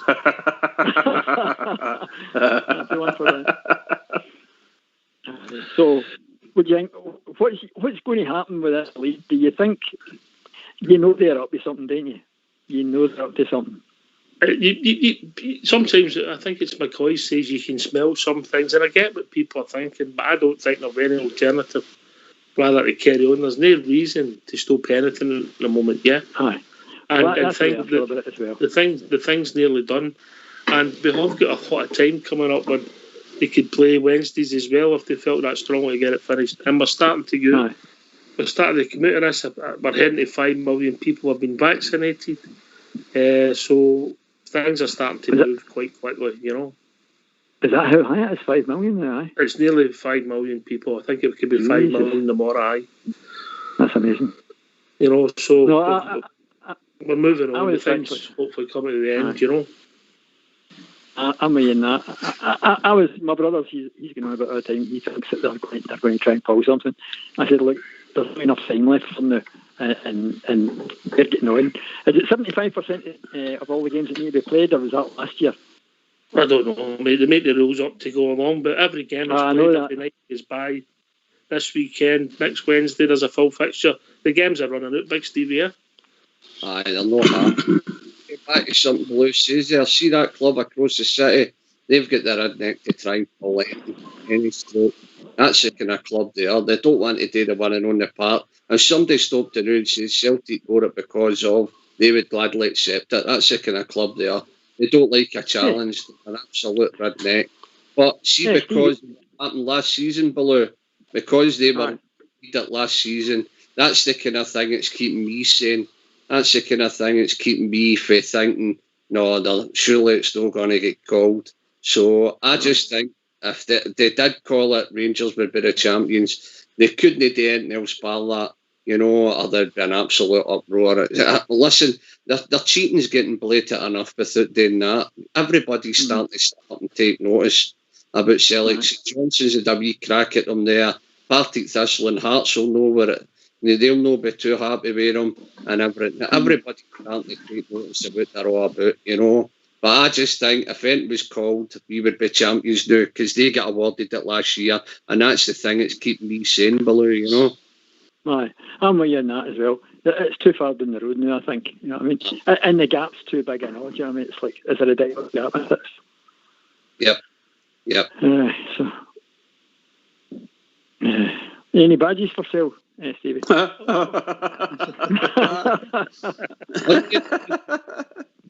Aye. I think for next season you might have to reissue that badge, big man. Eh? I will do. Aye. I think it's about time. Let me run. What one's that, Stevie? The Rangers Radio. I've not seen that one. I bought a couple after you when I worked up at Edrington, mate. Oh, up to about October. What did you? You know we John Baird, the big cleaner you've got there. Aye, you the boy that works with John? Aye, I covered for him when he was off. Oh, right, aye, Baloo, aye, so right enough, aye. I knew, I thought, do you know the voice? I was like... I know the voice, I know, Aye, good, aye. You've bought a few off us, aye, you've bought a few to keep that boys' parade going, aye. Absolutely Is fantastic. Jason still there? Big Jason's still there, aye. Big Kettering, man, he's still there, aye. Good. That's for sale loyal for me, wouldn't you? Well, that's it. Definitely. He'll be in his bed because he has to do the work of two men. Aye, but they're on very good. That was a good one. Brilliant. Bridge man. Big Jason's that lazy he married a pregnant woman. Oh my God. Oh my God, what a terrible thing to say.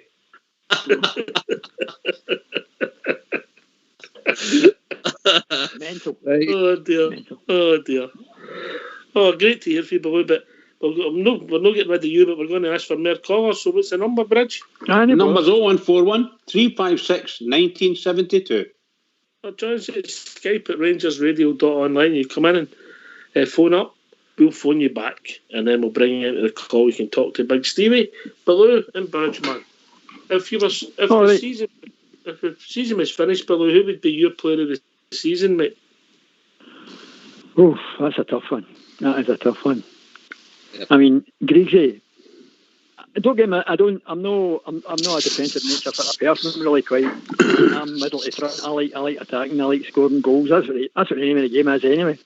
Obviously, but you need to keep the ball out. And I think Griggsy at times has actually done some brilliant work for us. I mean, he's really kept us in some games where it was a bit tight. Griggsy, I would love. Do you know, I was always a critic of big Connor Goldson, but this season he's been a different player, and I don't know if it's because there's been no fans in the ground. Maybe he lets the sort of background noise bother him a wee bit sometimes. I think that's what happened to Livingston at that time. He said he went down. So, but a long answer to your question. Me, probably Griggsy. No, Sir Stephen Davis, isn't it? It's got to be. Right. Okay. And no Tav? No, yeah? No, I mean, Tav's brilliant, but he's record scoring the goals and that sort of stuff. But ultimately, I think when you're scoring through penalties, you should be scoring through penalties. But he has played really, really well. But I think Sir Stephen Davis or Griggs for me. I'm a big fan of his. I would have Stevie Davis number 1, maybe Hadji number 2. Oh, you liar, by the way. You liar. Hello. Hello, how we doing, Davey? All right, mate? Aye, fine. How are you doing? All right? Great to hear from you. What's on your mind, mate? It's just brilliant show tonight. Love listening to Stevie. Some great stuff tonight. Stevie after Bridgeman. Stevie gets he's number 3 in the male. Bridgeman's top. Well, Bridgeman used to be top. Linda gets the most male now. Then Bridgeman and Stevie's number 3. It's hate mail like Ox. Me and JFK get 1 card each. We have to share it with each other. Right. I haven't been on because I've been back at work night shift, so I've been listening to it. But the first chance to get back on, how wee that way is. Are you enjoying this season, mates? Is it getting better for you? Apart from Sunday, they're a wee bit disappointed. It was a blip. Aye. I think we'll get back in winning ways on Saturday, is it? Saturday against... Definitely. Just like to see us playing with a wee bit more style. Surely the pressure's off and the players, do you not think? I hope so. I'll let Baloo answer that, then we'll go to Big Stevie. Baloo? Sorry, I missed the question. I was daydreaming. A bit of the pressure off for the players, and we can play with a handbrake off at the weekend. I could see that, definitely. But in all honesty, I think that one of the things that showed up last weekend, and at Aberdeen, I know we played well, but early on we could have got ourselves into trouble a couple of times. So, the focus hasn't really been too sharp, I don't think. The one that's evening things up for us at the moment, I think, is the condition of the pitches. The fact that they're cutting up as much, and I think that's got a big factor in it. It doesn't allow us to play the way we normally like to play.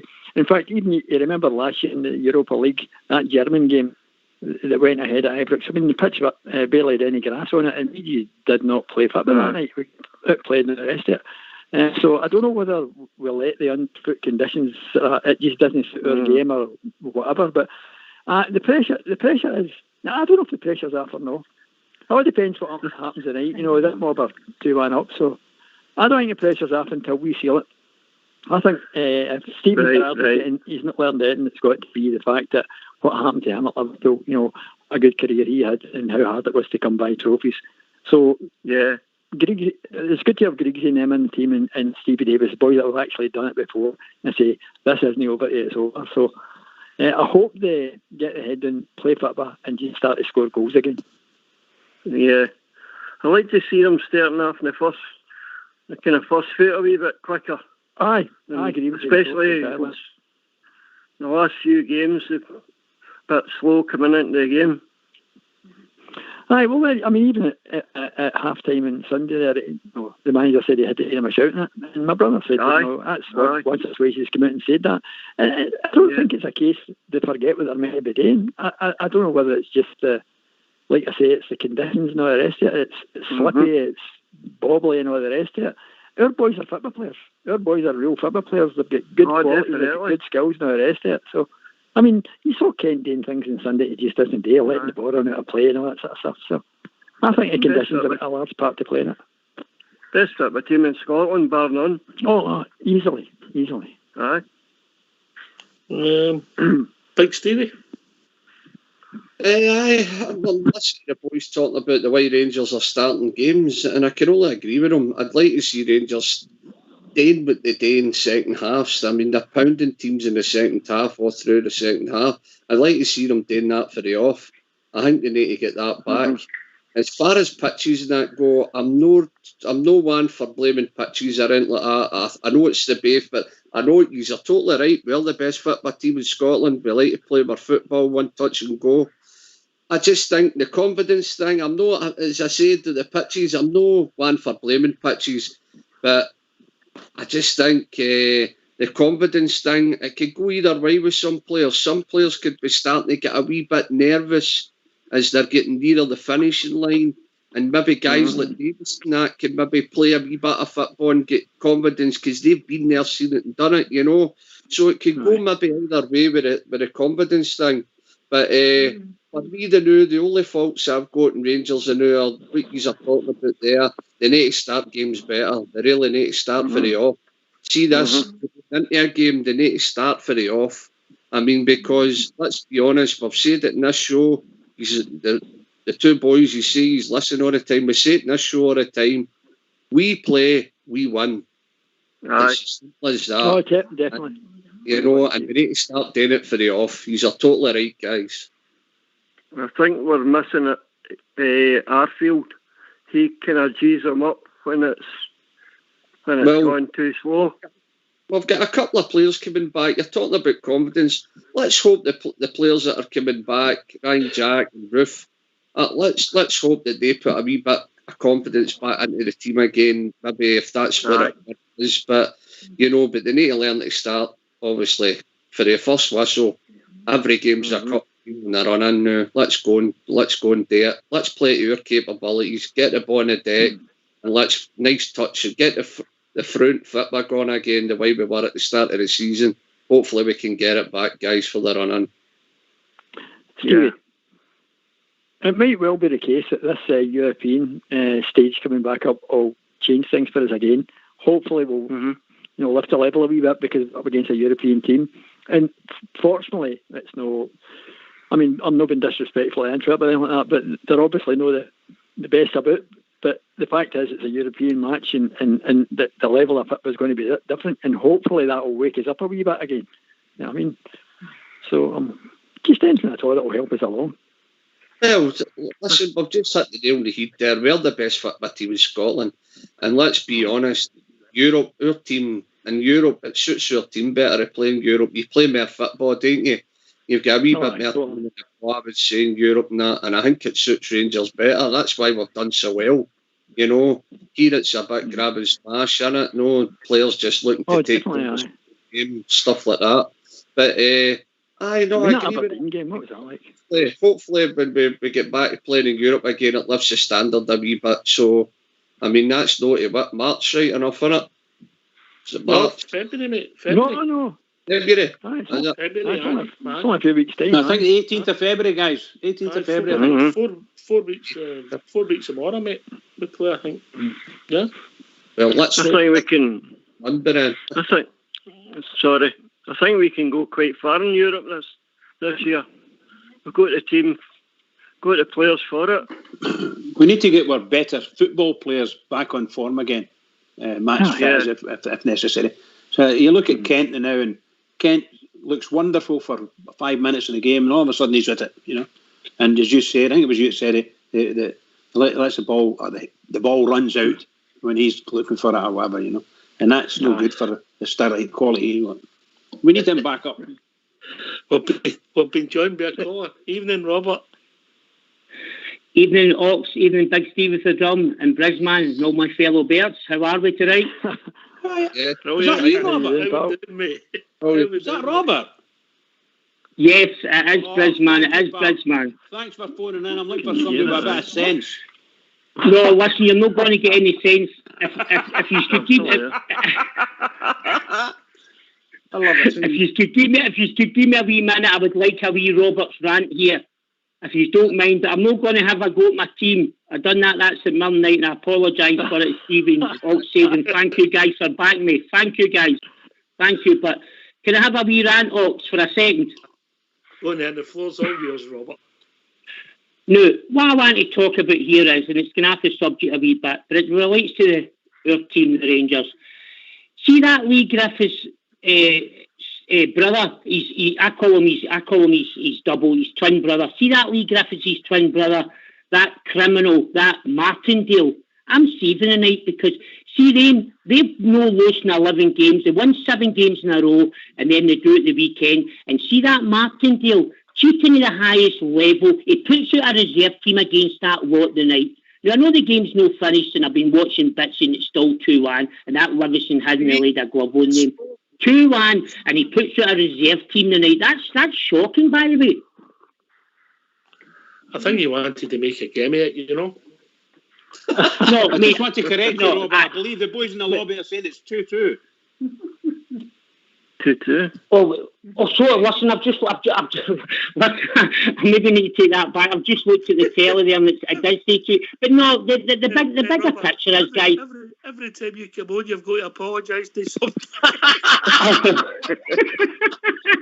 I've been apologising to the wife for 30 years, mate, so nothing will change. Right, I'll tell you what, we'll rewind that, and if there's any change, you can come back on again. If it's nice 2-2, you'll be delighted, wouldn't you?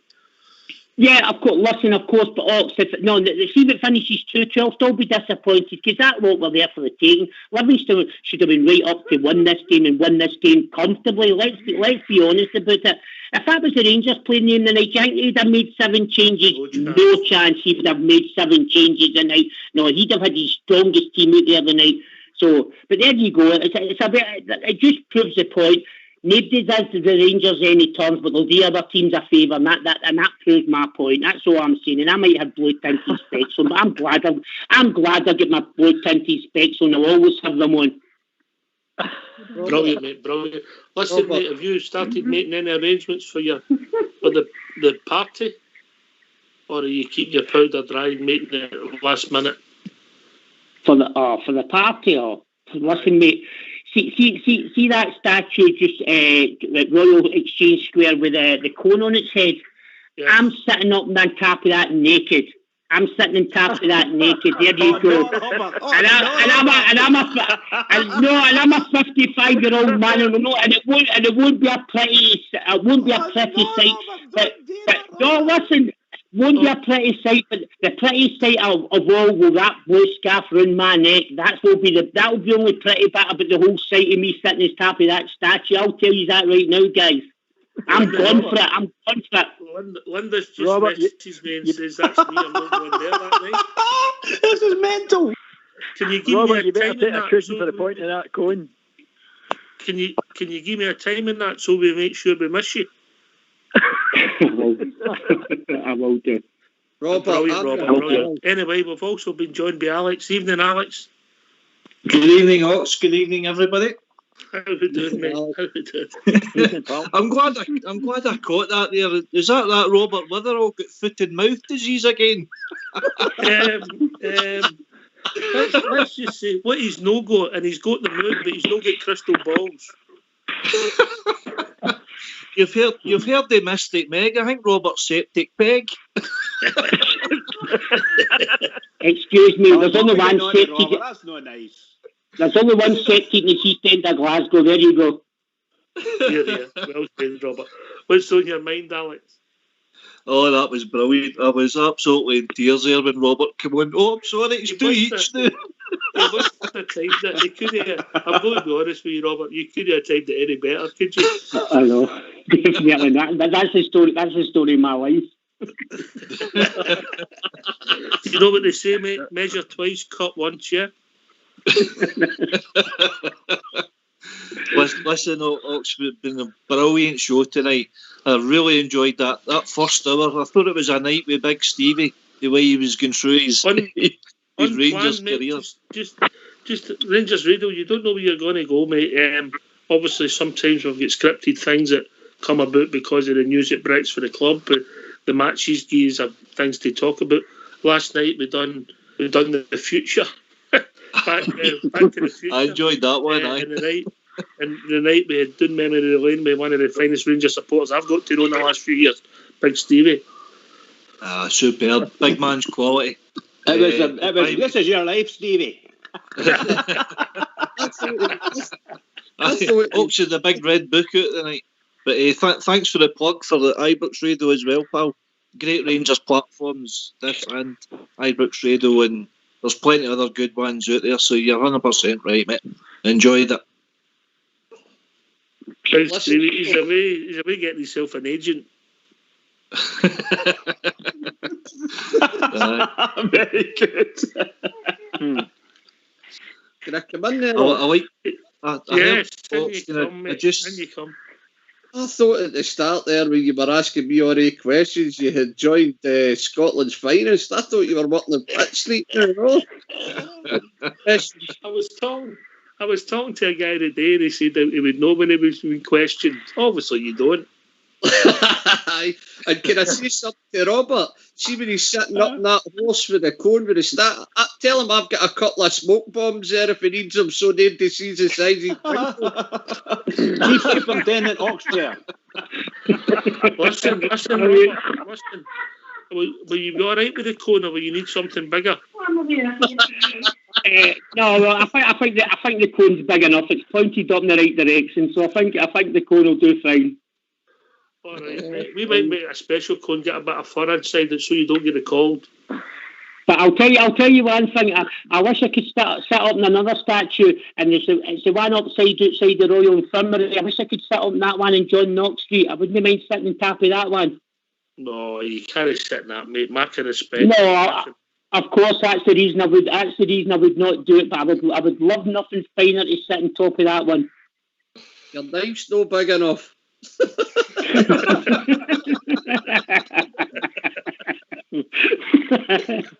Oh dear. Right, where are we? Al, you've come on to talk about the football, or were you on to talk about the comedy gold? Oh, both go hand in hand, pal. It's absolutely fantastic. A great giggle as usual. But I was wanting to make a wee point about Ryan Jack, if I could. And I know this will perk my pal up for Leeds, Andy. You know he's a big fan of him, but the 2 years have been discussing it. Our 8-hour session on Friday night into the early hours. But we both feel that Tavernier is really missing Ryan Jack. See if Ryan Jack dipped out the Rangers team, Tavernier's not been the same threat going down that right wing. That's a point, mate, aye. That's a valid point. Big Stevie. And then we'll go to Robert with that point, then below.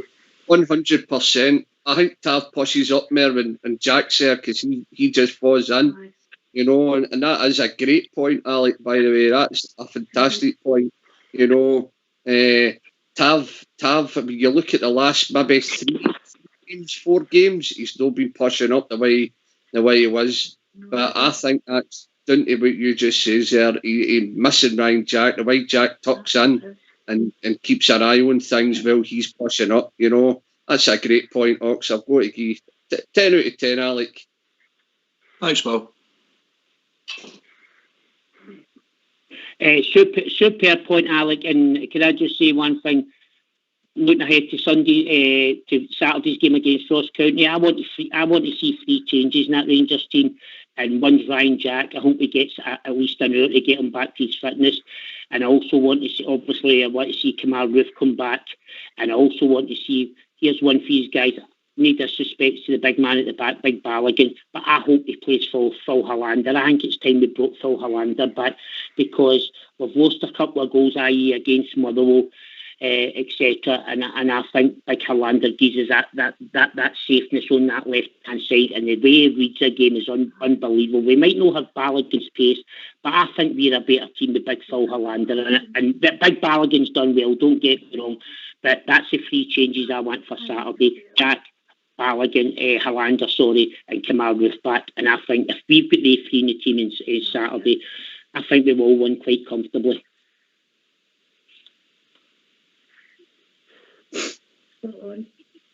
That'll do me.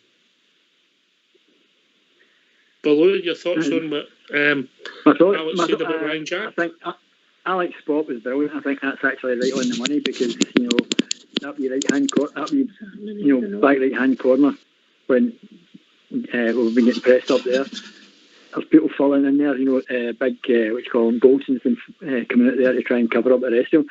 It's just not working quite as well as it would normally. In fact, you saw the difference in what's his name, Tav's game when the was it the Spanish? What was the Spanish guy, Portuguese boy we had? What is his name? Candias. How has the game changed when he lost Candias? They actually improved with Candias there, but when Candias went, his game fell back a bit until solidified it with different players in different positions. And that's a really good spot for Alec, right enough, saying, the difference that Ryan Jack makes in there. And I would never have thought of that, but that's right on the money, because we're getting a lot of problems in that corner anyway. Not so much on the left-hand side. I agree as well with Robert saying that, he'd like to see Hollander in, because he's some player, just a natural. But no, I like that. I agree with that entirely. Kind of disagree. Good spot. Well done. Bridgman. Just like to agree with the guys there with their thoughts on Hollander. I'd like him to play, because I want him to play, because he reads the game very well, and he seems to get right in the correct positions. I just like that. That's the kind of centre half I like. Any thoughts, Davey? David? Yes, totally agree. Hollander, although I still like Balogun, good player, but I think Hollander's got a wee bit more. Reads the game better, as everybody's saying. Another wee point, I would prefer to see Aribo playing in what you call him, Haji's position, a wee bit further forward. But I suppose we can't do that until Arfield comes back. Aye, maybe. Or Jack comes back. And you can change it. Aye. I would like to see Haji playing the David Fairclough position.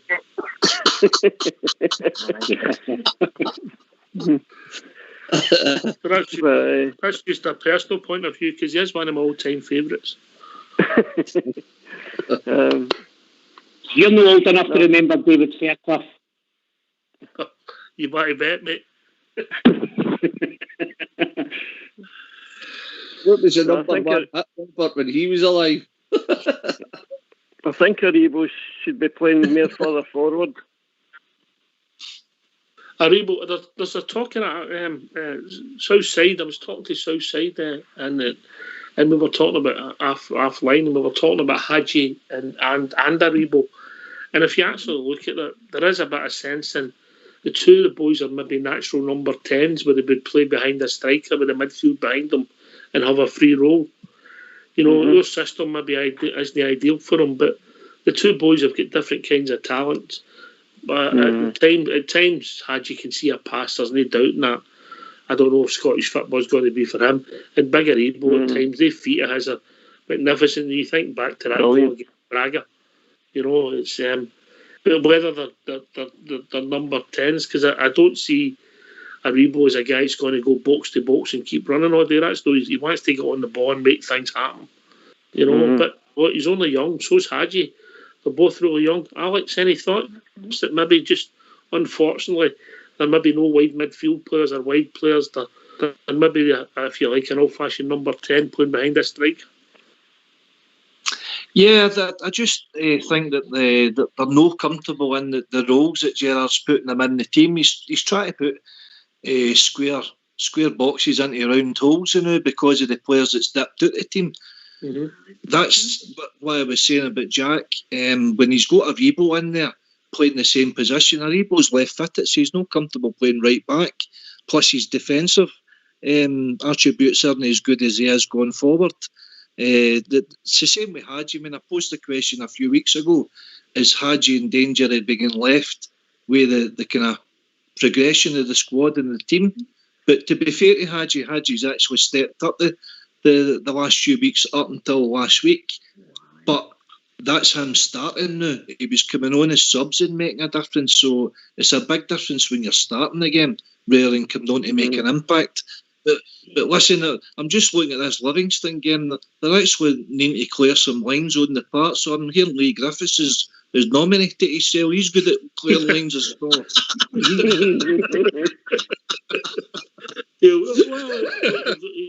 Allegedly, aye. Oh, brilliant, man. Brilliant. But, it's just, Stevie, I'm not saying that, listen, everybody sees different players differently, but I got what Southside was saying, they're not quite there, but if you think about it, the way they see the game and the way they play, they're sort of luxury players playing behind your striker, you know? Aye. Look, for me, Aribo's better playing behind Alfie. You know, that's where I think his best position is. No, look, if you're a Rangers player now, you're going to go in that. You're going to want to play anywhere to get in that team. Let's be honest. Alex says it. No, square holes and round pegs or whatever it was he says. You know, but the total thing for me is if you're a Rangers player, you're in that squad. If your manager's telling you to play somewhere you don't want to, you're going on and you're doing your best. Everybody's fighting for the position. We've said it week in, week out. You know, you've got Big Shirley earlier playing when he comes on. You've got him playing for Barisic, and then we had him playing centre half a couple of games. You know, that big boy's just keen and eager to go on and get himself a run in the team. You know, some of these boys will play anywhere. Look, things are looking. We've got a few boys coming back, but the team might just click again and get their shape again a wee bit better. You know, Alex says to me, probably the best thing at the night, you know, regarding the team. You know, is it because Tav not playing the way he's playing because Jack's not there? Because Jack would have fell in and covered him, you know. He would have just fell in there lovely, you know. That's a great point. And, you know, we all know players, Big Aribo's probably better playing as a number 10 behind Alfie, you know. So, look, just wait and see where it brings us, guys, We can talk in the face. The two of them. Sorry. Carry on, mate. Carry on. We've all said we've got two players for each position, you know, and we've all been quite happy with that. Some of them have been slitting. Look, one of the wee worries for me is, and I'm not one to get off the subject, the two worries for me is no starting games quick enough, and the other worry is you've got probably 3 players the Rangers team now that's giving you maybe 2 good games in 8. That's no good enough for me. And that being Kent, maybe Aribo and Adji, you know, they boys are having, I mean, Kent was good against Aberdeen, but before that, could you tell me another time he was good? You know, and that's no slot on the boy, you know. Maybe he's played a lot of football. We get it, but I just think, you know, when you're running for we are where we are now, and we've not had any success, we're not over the line yet. You know, every game's a cup final for us, and if you've got players in your team that think they can play 2 games out of maybe 6 or 8 games is good enough, well, it's no for me, and that's just a wee worry. These are good players. These are good players. I'm not running them down in any shape or form, but one game and 2 games in 8 is no good for me, you know. And that's just come in, Ox. Yes, on you go. It was just to say, come in at the break, please. Sorry? Yes. Okay, I was just going to say I agree with Stevie on most of the things he said there. We have to watch out. If the players drop below a certain level, then they're going to end up causing us some problems. And we have to get that sorted. And I think we've highlighted that in the last maybe 3 games where we've went down 1-0 and had to fight our way back. And that's, we have to cut that out. If we can cut that, giving that goal away, and keep ourselves to a sort of, shall we say... We've not been behind in the last 3 games. We've only went behind once. We've only went behind 3 times. There's a couple of the games where we've drawn and actually won one of them against Motherwell. We were behind. The whole main thing is that we have to stop, or try to stop the opposition scoring in the first 10 to 20 minutes. That can kill our game, you know. And we saw that at the weekend. They just banked it up. That's what they did in the second half. Terrible. The time, and I'm going to cut across, I'll bring Robert in after this. The time we started slow and I thought, oh, here we go, was the time in Benfica. And we lost a goal and I thought, oh, this is going to be 4 or 5, we're going to get beat here. The next minute we were 3-1 up. You know, I think this team, all Bears got it right, and I think when we get over this nervousness that has crept into his all support, we'll appreciate how good they are. Robert, and you come, mate. Yeah, Ox, I know you're running out of time, but Big Stevie just said something there that I've been thinking, and this is one of the reasons I was phoning up tonight was, and I would like to ask you, Ox, in the panel a wee question here. See, when Rangers are missing key players, like their best players, like Kemar Roof, like Ryan Jack, like say Scotty Arfield, question is, and please, this is no any criticism against your team, because they've done fantastic to go to Aberdeen without these players and won. Unfortunately, didn't win at Motherwell. But the question I'm asking here is, and it's no any criticism of the Rangers team or squad, see without our best players that they three I've just mentioned, is your squad as good as we think it is?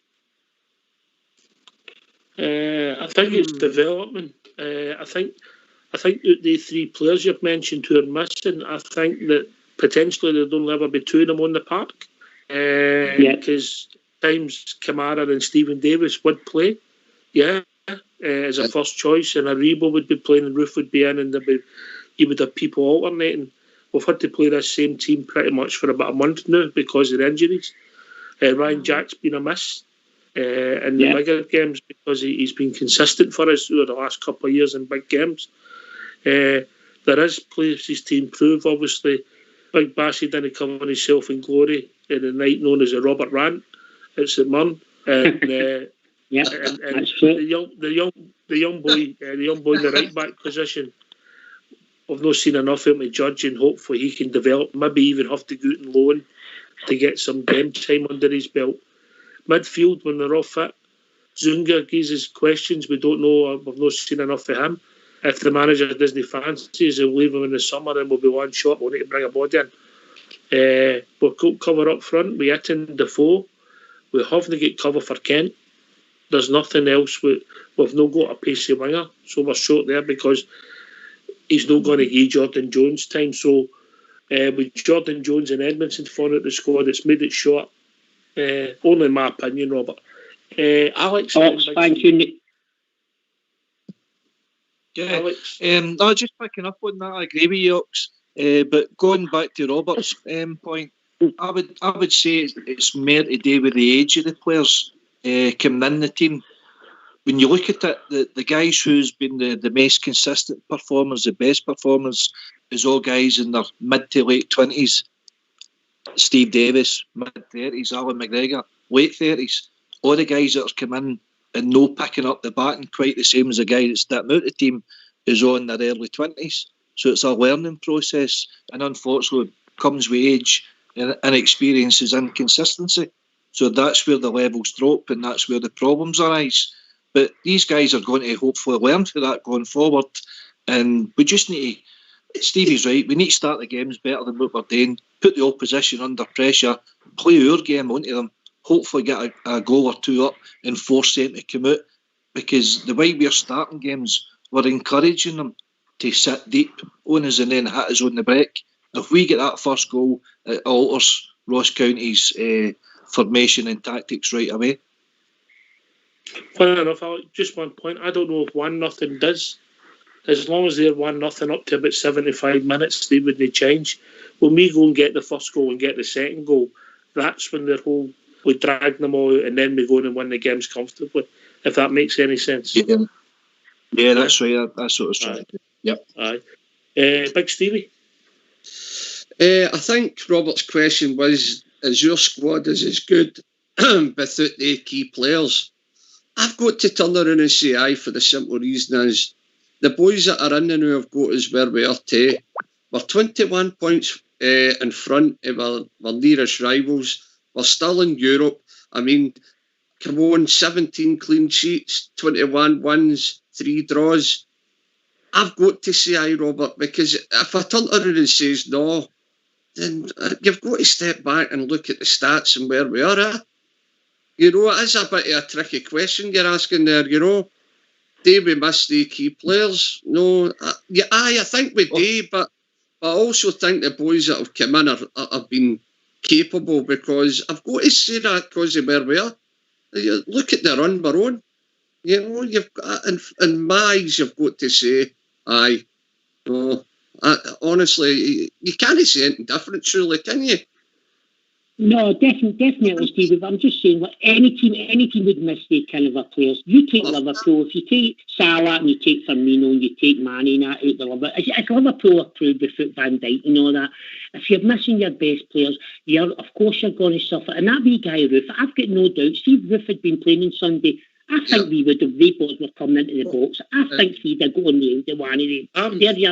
That's the difference I'm saying. I happened with the Rangers Radio 5-a-side team. Me, Bridge and Fox couldn't make it and we were in trouble. 3 players. This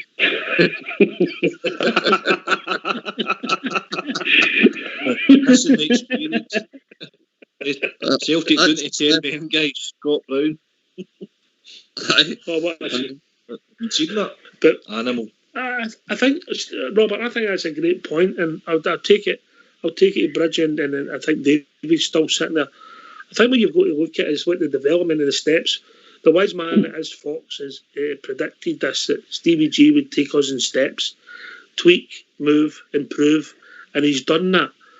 Yeah, and he's been ruthless at times. You know, he's brought players in and he's no fancied them, and they've disappeared. Or they've not met his standards, or they've shown a bad attitude in his opinion. They've gone. And we've moved on and we've tweaked. Obviously, finances have changed because of this COVID situation, but we're doing all right as a club. We might get some pre-contracts. We might not do any business in the January. Some fringe players might leave. We don't know. But he's tweaking and improving us and taking the steps, because we can't go out and spend the advocate way when he came in the door, and we talked about earlier on the night, he brought in Kinchelskis, he brought in Colin Hendry, they would be the equivalent of bringing in £20 million players in there. That's not going to happen. So he's tweaking, improving, and he'll have a plan to improve that team again. Davey? Yeah, I think we have missed Jack and Arfield to a certain respect. But the players that have stepped in, they've done their best. They've gave us 100%, and that's all you can expect from football players, as long as they give you 100% and try their best. Can I mention one? There's a name nobody's mentioned there when we're talking about improving. Not one of us have mentioned Zungu. Am I the only person that think? I've looked at Zungu and I just can't. I thought we were getting a kind of big, powerful man in the middle who's going to tackle and fling himself about a wee bit. I haven't seen that for Zungu, to be honest. But it's me that thinks that I'm just glad we never bought him. I'm glad we got him on loan by an option. I don't know. Another Koulibaly, Steve. Another Koulibaly. Possibly another Koulibaly. Koulibaly, the first few times I saw him, I thought, oh, we've got a machine here. Yeah. And then he just peaked and thing. But I don't want to be, Stevie, I get your point in Zunga. First time I seen him neat and tidy, you're thinking, oh, okay, come on, we cameo, you see him in a cameo. But you need to see somebody at minimum half a dozen games. You know what I mean? Games, no just 5 minutes here and there. But if he's not getting a game, the manager can't fancy him. That's it. Aye. You know, but we'll see what it takes. But I'm sure it'll tweak and improve. Alex? Yeah, you're right, mate. Obviously, whatever Zungu's performing like in training, I don't know whether it's his attitude, I don't know whether it's just the way he's applying himself, but I'm the same impression as Stevie. I thought we were getting the big physical presence in midfield that we were missing. But whatever he's doing in training, can he be pleasing Gerrard on the eye? Because he's no featuring. We're crying out for a right midfielder there, and he's putting a left-footed player in that position. It should be crying out for Zungu to come in and impress, and he's still no featuring. So something's obviously wrong somewhere.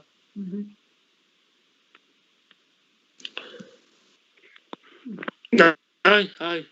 Bridgeman? As I said last night, Zungu is no 100% match fit, nowhere near it, and he's going to take a couple of months, to be honest. It might be at the end of this season before he's actually able to play 90 minutes at full pace. And we're not going to know what he's like until it's done. That's what I say anyway. Well, it'll all come down to whether the management team fancy him, Robert. Whether we try because we've got him and try before you buy. Definitely, and I'll throw a wee spanner into the works here. I'm not going to compare Zungu with the guy I'm going to mention.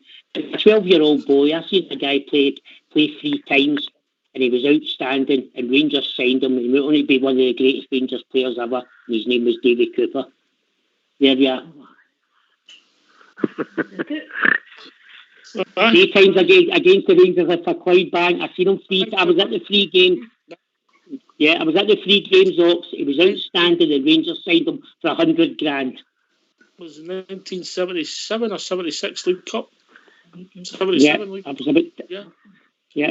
I was about 11 or 12 and I watched it. I was at the 3 games, and Rangers signed him for £100,000. He would be one of the greatest Rangers players ever. Listen, I don't know what you think. We talked about the past with Big Stevie he's earlier on, but every player you sign, Stevie's a gamble. 5 million. Tory Andrew 12 million. His goals record's pretty good when you look at it, the stats, but we watched him, we went, he couldn't trap a bag of cement. Yeah, we all went mental when we signed him. We thought, wow, we're getting a player here, and look the way it turned out. But listen, although we slag big Tory Andrew Flo, see if you look at the stats, they weren't that bad, you know. But look, we took this boy, we're trying to get this boy for Aberdeen, and a lot of Rangers fans are scratching their heads saying, why him? Now, I've got every bit of confidence in Stevie G. He's seen something in the boy. And as you said there, it doesn't matter if it's a £7 million player like Kent coming in or this young boy coming in. Both of them are a gamble. You just need to wait and see. You need to give them games. You need to give them games to see what they're made of. Obviously, our backroom staff and our manager seen something in the boy. They haven't just played Aberdeen and went, he's good, we'll look at him. They've obviously been watching him for a wee while. So I totally agree with you, Ox. No matter who you sign or what you do, it's a gamble. You know, Kamara, look at Kamara. And I don't like to say that how much, because we all know he's nowhere near what we're hoping for. He's up there. He's 15 million in my eyes and up. That's a starting price for Glenn Kamara. But they're a wee diamond in the dirt there. Who'd have thought it? And so you've just got to wait and give the boys a chance. You've got to have a bit of faith in your manager and your backroom team. And I'm going to say something. I have got faith in him. Look the team he's built. You know, he's brought some fantastic footballers to our club. And let's be honest, some of them wouldn't even came to our club only if it was Stevie G was asking. You know, if I've got to be honest. So, I've got a bit of faith in the management team. I think everything's a gamble. No matter who they bring in, everything's a gamble. You've just got to see how they adapt to Scottish football. Alex? Well said, Stevie. I have total faith in their recruitment as well. The job that Ross Wilson's done, liaising with Gerrard and Gary McAllister, these guys aren't silly. They obviously, it's not just the Scottish market or the British market they look at. They're scouring all over Europe. And to be honest, they basically chased Big Zungu for a year, you know, and they waited on him until they got the right deal. But now they're having a look at him. And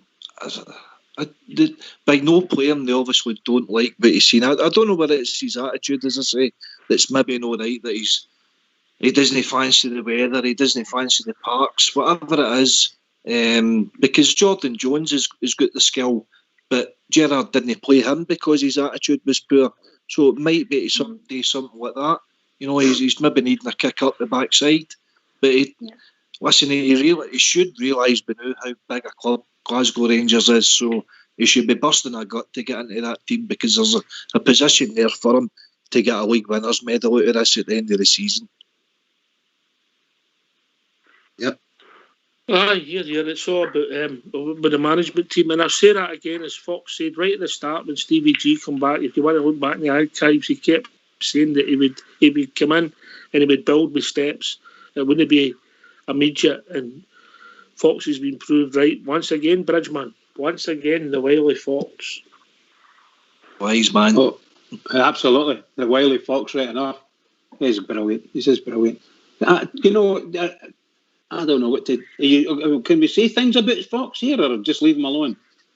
You say what you want about him. I'm still trying to tell that story about him, the camel, and his commander. There you go. Their opportunity.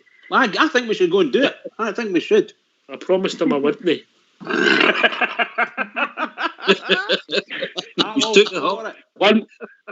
One word for the Fox, Mr. Fox. One word: legend. Legend. If you heard the story about him, the camel, his commander and officer, you would indeed admit he's a legend. I won't be here now. By the way, you guys on double time. It's by 10 o'clock now. We know the time. We know the time. Shut up! You, I was told Rock's present business wouldn't need his coat. You be quiet, Mr. Kelly. That's the game. I'm enjoying this. You shut up.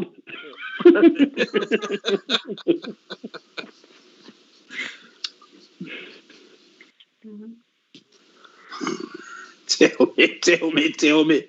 The boys in the lobby are saying that was that game finished. Right, is that it? Is that it? That's what we've been waiting for, right? Finished We've been 2 waiting weeks. for that, Mr. Kelly. 2 each.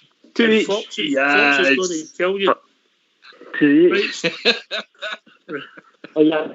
I paused it in 64 minutes. I'll watch the last 25. Wait a minute, we've got a caller coming in. I think it's a Livingston manager looking for a Robert Werrell. Yeah. I'll tell you one thing. Never been in the running. They're different to funny. You're going to laugh. We got a dialect there now. Big Stevie. Oh, dear. Absolutely brilliant. Livingston reserves 2, puddle drinkers 2. Yes. Does that mean they go away in away goals? They go through in away goals? Brilliant. Stevie, I'm a greedy Rangers fans. I didn't want it 14 points tonight in front. I wanted it 15 points, and that's not including the games in hand. I'm a greedy bear. I wanted it 15 points in front, no 14. That's the way I look at it.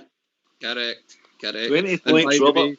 Let's be honest, Robert. He's not counting the games in hand. He's giving them their games in hand. Robert, I'm giving You my can't games give in them hand. our games. we all know. Right, okay. Well, we so waited happy. for that to finish, and I'm just going to briefly get on everybody for a quick word because obviously things are moving. At least it's starting to move towards us even more. Davey, before we go, give your thoughts quickly, and then we'll go to Alex. 55 is on its way. Here. Alex? Velocity. That's a quick word. Velocity. A very quick one. Yeah. Oh, I like that. Robert? I thought a few bears were a bit critical of their performance at Motherwell, but this week I'm doing a bridge, man. 1-0 for me. All right, mate. That Dubai trip to set you up well for the snow and Livingston tonight. Big Stevie, before we go to the bridge. I'm over the moon. That's just made my night. Sweet dreams at night, lads. Huh? Sweet dreams at night. Oh, yes. Love it. Well said, What about Steve. you, Bridgeman? Oh, what can I say? What a wonderful show tonight. Well done. Although I thought the guy you interviewed at the start went on a wee bit longer than normal, but well done. You dug in well. Thank you very much. Everybody's enjoyed it anyway. Can I just say to all the Rangers fans all over the world listening in here, to all of you, and particularly Rangers fans in here, listen, there's only so many games can be played, and we're doing very well. I'm not going to say anything about goals, anything about the points. We know where we are. Let's go out and make sure we can make things happen on our side. Keep it going for the Rangers, because the Rangers need us. Keep it going. Yeah. Thanks to all the callers for coming and joining us tonight. Brilliant. Always great to hear from you. Good to hear from Baloo. Davey coming in for Dumfries, and of course the one and only Robert. Alex, who joined us as well. Bridgeman and Big Stevie for taking part in the show tonight, particularly Big Stevie tonight. Thanks very much, mate. Wasn't planned, just happened. Can I thank Fox and Old School Blue for doing the technicals. Thanks to everybody for listening. We'll be back tomorrow night between 8 and 10 talking about all things Rangers. We'll be joined by the one and only Linda. Take it away, Old School Blue. We are the Rangers FC. We are the people, you better believe. We are together, we're doing the fancy all over the world. I'm not sure if I want to speak. We had our troubles, but now they are gone. They tried to kill us, but the Bears we stood strong. We are together, doing the fancy all over the world. Lucia by Bronx for Lancer a dream. The Follow, follow, and God save the Queen. You'll hear us singing, doing the bouncy all over the world. In Barcelona in 72, we beat the Russians, but 3 goals to 2. Still celebrating, doing the bouncy all over the world. Glasgow Rangers are back where we belong. Blue sea of Ibrox, and we're still going strong. We wear our colours, the red, white and blue. We wear them proudly like blue noses do. We are together doing the bouncy all over the world. The pride of Scotland, but that's nothing new. The pride of Glasgow, and Glasgow is blue. We are together doing the bouncy all over the world. To be a blue nose, it fills us with pride. We are united, we'll never divide. We are together doing the bouncy all over the world. Doing the bouncy all over the world. Doing the bouncy all over the world.